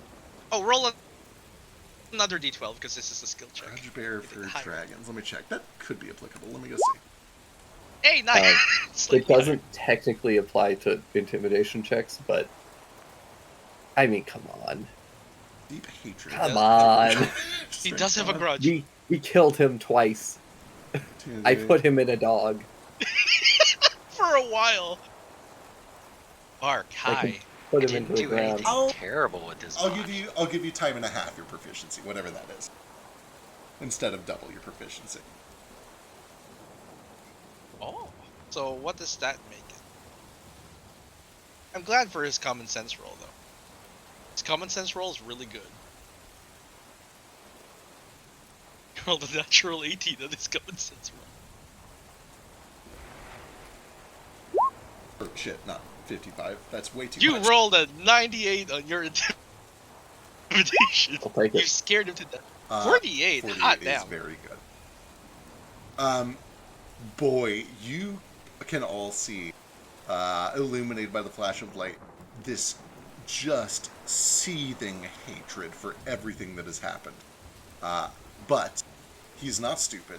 He saw how quickly and easily you were able to defeat him with, his help with him. And he sees a way out. He sees an open sky. And unless any of you guys attempt to stop him, he bolts to his hind legs, leaps into the air, and begins to fly off. Bye-bye. Is it okay to let him go? For now. Okie dokie. It's not like we had secrets he knows about. Are we not concerned that he's gonna go destroy Salt Bowl or Mirage, attack Elise? If he knows what's good for him, he won't see him again. And if he doesn't, then we put him in the ground. It's okay. If he goes there, New Mad will contact us. Or kill him. Mo, what's up? Sorry, while Mr. White's body is unconscious, can I take a scale off of it? Ooh. Yeah, absolutely. Cool. Yoink. It's not an easy process by any stretch of the imagination, but you're a blacksmith. You can get a scale off of a creature. Just need a non-magical item. Oh, Got a beautiful like a hangnail. Oh. yeah. No, yeah, you got it. Flick is back in his body. You guys are fully rested up. You're a few hours walk, or sorry, a couple, like a day and a half walk, or a few hours of flight if you want to risk it through the storm. What's the plan? How are you guys proceeding? I think trying to fly through this seems like a bad idea. Question about Crescent King. Field of clear air, would that keep storm out? Ooh, it probably would. Let me go double check.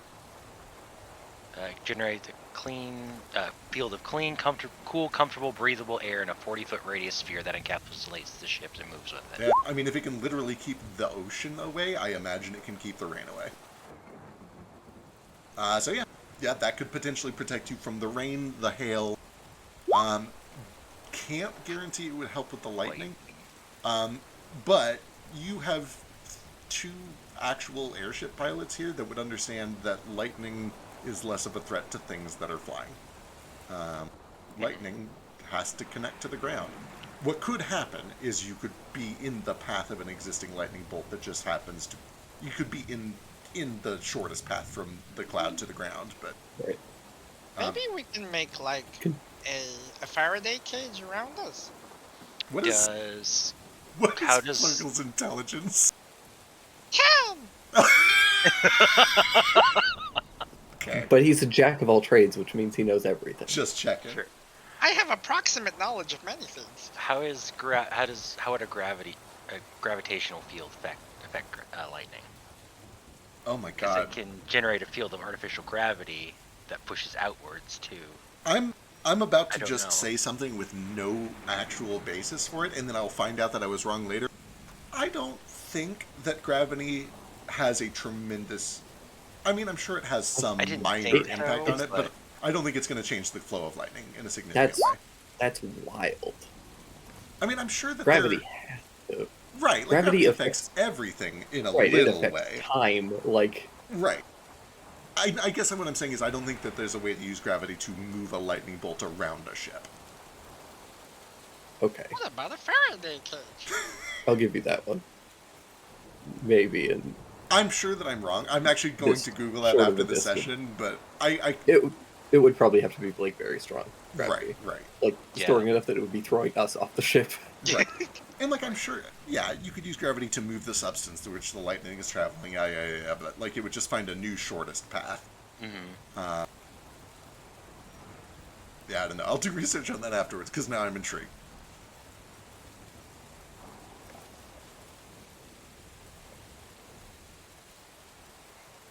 I can do the field of air thing on the ship, but that's about it. Lightning can't get through air, right? I can pilot this if we want to go into the water now. So I think we're headed to the water anyway, so. I forgot every plan we had. What's the first one? Go through the waterworks. Alright. Simple.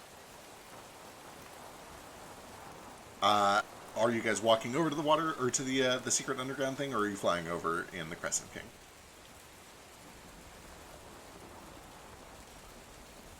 Seems like walking is probably safer. It'll take longer. Mhm. That's Be fine. easier to hide. True. It would be easier to hide. Ace has Pass Without Trace. I feel like he would cast it. Totes. Alright. Yeah, how far would the walk be? If you guys are walking, it is a hike. It is a hike through a terrible storm. It is going to be probably at least a day and a half, and that depends on how well your hike goes. Survival could make it much worse. Oh, gross. A Oh, day let's- and a half. Let's just fly. Yeah, fuck it. Let's take the Crescent King. For sure. I thought we Or were the talking like tornado. a few hours. I don't want to go a day and a half through a storm. Yeah, it's a few hours of flight, or like a day and a half of if the hike goes well. Yeah, Fly it is. All right. that's why. Oh, Flurgle stands like out in the deck a lot while it's raining. He likes the water. I guess it makes sense. Makes sense. I'll get the spyglass out and keep a lookout for danger. All right, excellent. I'll say the spyglass and the fact that it is a torrential downpour cancel each other out. If you want to give me a perception check, I definitely need a piloting check from somebody. Oh, You can add a D4 to that. I'll give you a little pitch pipe thing. It's all like Okay, let's see where. Oh god, I haven't used it in so long. I don't have it as a thing anymore. I'd allow either Dex or Wisdom for the piloting check. They both kind of make sense. Okay.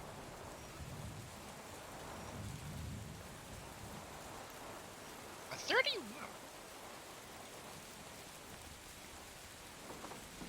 What do your turtle eyes see? what do my turtle see?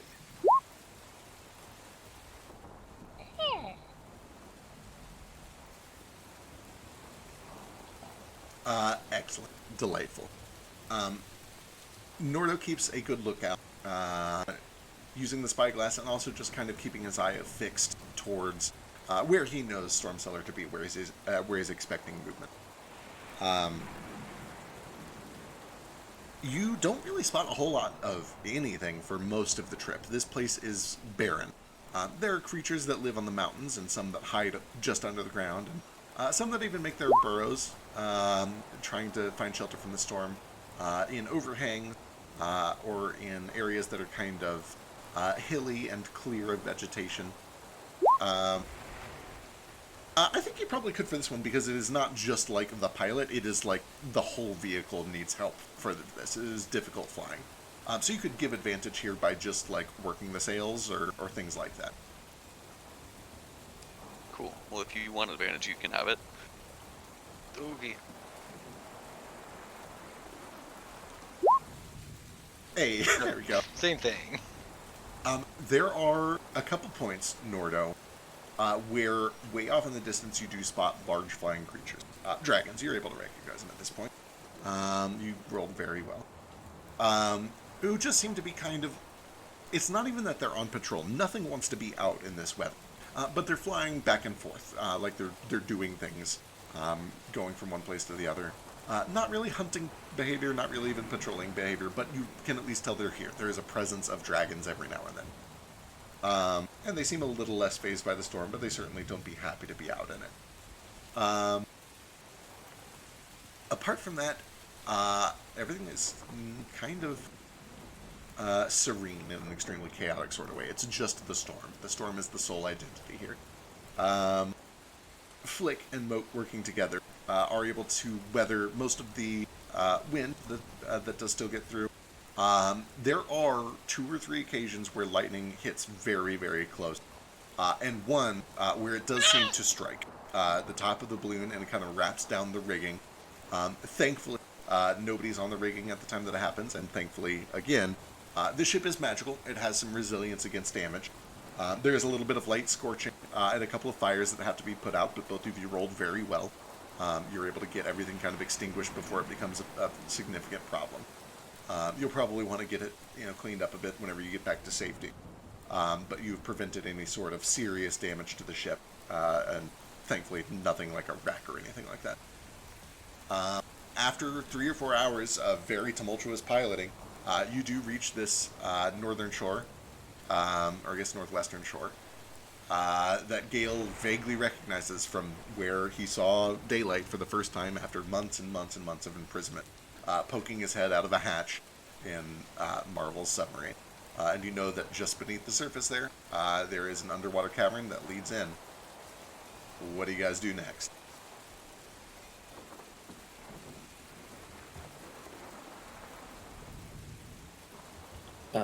Gale comes out, decked out in new armor, bunch of weapons and shit.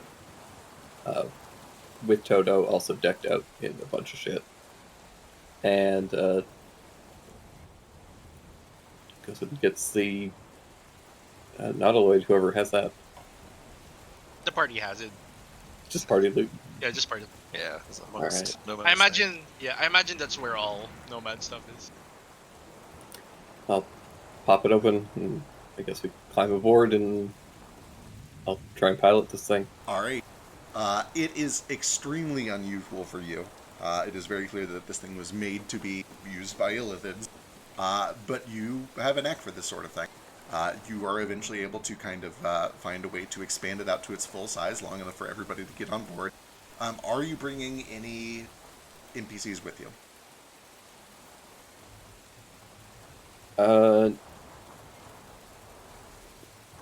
I'm not. Say I am not either. Wasn't sure about Let's. Marvel and Leo, Yeah. but they don't seem to be quite in like fighting shape. Right, I was hoping they'd stay with the ship and pilot it. Right. Of course, we'll do whatever you need us to. I have to admit, I was kind of hoping to get a piece of him, but I am also quite old, and the last time that I tried to confront him, he locked me in a cellar for months at a time, so it might be best if I don't. If this goes badly, we'll... Don't come looking. You know that's the craziest shit I've ever heard, and I will not follow it.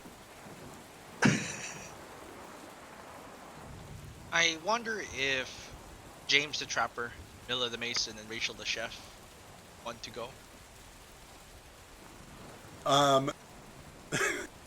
These are 3 kobolds that have been kind of training artificer and astromancy. You're not wrong. They are in the same boat. They will happily come along in service to Gale. Want to serve Gale. It kind of depends on whether Gale gives them permission to or not. How many hit points do all these fuckers have? I have no clue. I just know that they're... God, how many hit Beside points do all these people You have? would know that out of all of them, Marvel is the closest to a combat-capable fighter.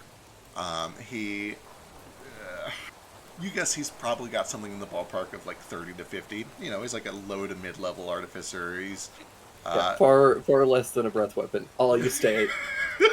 We're going alone. Yeah, the others are like, it's a fledgling sorcerer, and like, they're... You're of no use. If you can be one-shot by 60 damage, you stay on the ship. They understand, and they are happy to just watch the ship. And they will kind of take it over to this cove, tucked over here-ish, and wait here for you guys to come back.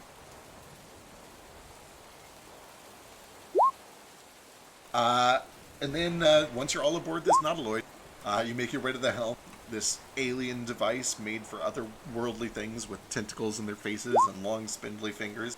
And you probably have to spend a little bit of time making like these weird pseudo-appendages made of brass and copper that you have to stick onto your fingertips. But eventually you're able to do a little bit of jury rigging and take advantage of this magical item that wasn't made for you. After a few minutes of getting acclimated to it, you're at the helm of a Nautiloid, and you've got most of its basic controls figured out. You know how to move it. It moves psionically, which is kind of nice. It doesn't rely nearly as much as, like, wind, which probably feels unnatural to you, like a bastardization after having spent so much time making an old-fashioned airship that works as God intended. But you're able to get the hang of it. And you also do find the controls that will shrink it all down so that you can travel at the size of a chicken. Nomad told me that the key is to put your pointer finger and your middle finger in the top sphincter, and then your pinky in the bottom sphincter. That's too many sphincters. Well, it's all sphincters. 2 in the sphinx, 1 in the See here sphinx. how on the dashboard there's It's 10 just- different sphincters? You gotta, It's sphincters all the way down. Sphincters and tentacles, and I don't like it. you gotta tickle the sphincter. sphincters with the tentacles, but in the right order. Before we tickle too much, does anybody have any... Who's most susceptible to poison? I just smiled. Right. Here, Vasu, take the... I give you the amulet of patient mortality. All of you know you can't trust me Oh, with it. Vasu's immune. Yeah, I'm immune to poison. I said susceptible. Oh, Why did you susceptible. smile then? He was Because smiling it's- because he's He's invincible. not. Oh. Immune. I thought you were smiling because of all the times that you've been killed by poison. I've not been, well, He's see, no now longer- it's like I'm happy because that's not gonna happen again. Maybe It's Flip? character growth. This is why you're problematic, because I can never read you properly. Says Drake, the least readable person in the history of people. That's not true. That's Dash. True. Yeah. Dash's poker face is amazing. Dash has a great poker face. His only tell is he squints, but that could mean anything. Depends on what kind of poison Yeah. you're talking about. The Clint Eastwood Well, squint. the dragony kind. And then I probably am fine, unless it's considered to be alcohol. It's We not. have Okay. we have the amulet of patient mortality, which will make you immune. Okay. I'm of average susceptibility. I have. Do you have an yeah, attunement average, slot? probably. So yeah, if anybody has an attunement slot available or has something that they could swap out to have poison immunity, especially since we're going into a place that is like potentially filled with poison gas against a Yeah. poison dragon. Fair. So I'm just saying it's there and available if people want it. Otherwise, I'll use it. But think, I'm very good on poison saves and have other options. yeah, I think Flurg will attune to like Nomad's eyepiece, so that it can pair with Ace. 'Cause he has one Alright. attunement slot free. I've got a +8 to a con save, and I can lay on hands and end a poison in a pinch if I need to. So if That's somebody useful, else wants yeah. it, I have a con of 1, Oh, so mine's kind of bad. you might die. I might need it. Seems like Flick's Okay. our guy. Then yeah, you can have the amulet of patient mortality. Yeah. Okay. I'll do that, and then I'll do that. Do we have any weapons that people aren't attuned to? I have this dagger that's unattuned. It's a We- minor magic item. There's 800 billion weapons in the party loot. Looks like it. I think the Stormbinding Scimitar has been turned into Moat's axe. Nope, that's my Yeah. that's Right? my It's Vasu's. Vasu's thing. Oh, it's Vasa's thing. Getcha. I'm using the axe I started the campaign with. Hell yeah. There's the Arcasis Weaver knife What about and the Tide Teller what Stiphos. about the dragons of or daggers of Dragon Feast? Are those being used? I think they're being used by Gale. Yeah, Yale has them, and depending on what I do during the week, they may not be daggers anymore. They might be Perfect. bullets. Look, I didn't want to say it, but You could use the old Pharaoh Corrosive Proboscis. It's a +3 weapon. Where is that? It's I under don't the see hole, them. hole in the sea under enemies in world. Oh, Hole in the Sea. Oh yeah, Pharaoh shit, I should probably Corrosive. move all that stuff down. Yeah, it requires. What is this? What does it count? It's an improvised weapon. It has been. Yeah, I'm proficient in improvised weapons because I have Tavern Brawl. What does it do? It's got a +3 bonus to attack and damage rolls.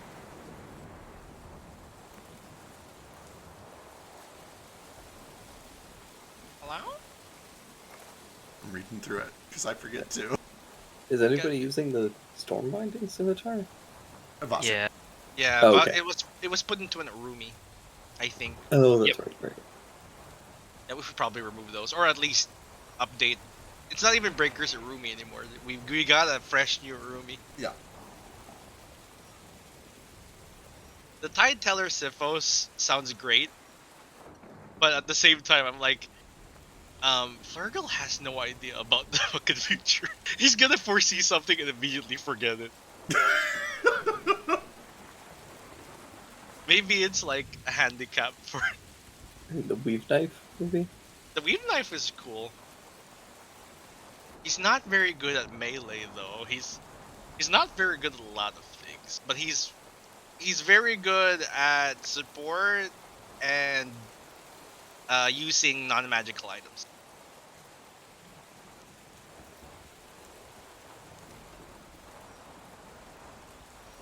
Oh, and playing instruments and telling people his god is good.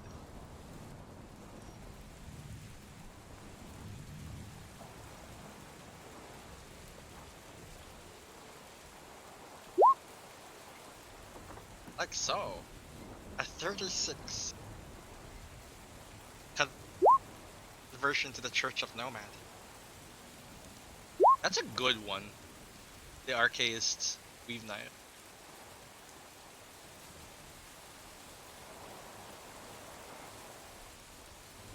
If they're an innate spell, they don't spend mana. Does that work?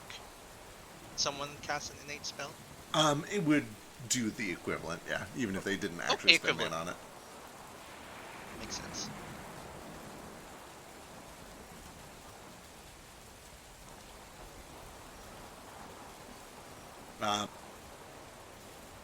We will, I'm eyeballing that Ferrocorrosive Proboscis because that sounds real cool. for sure, and you've got a little bit of time to decide.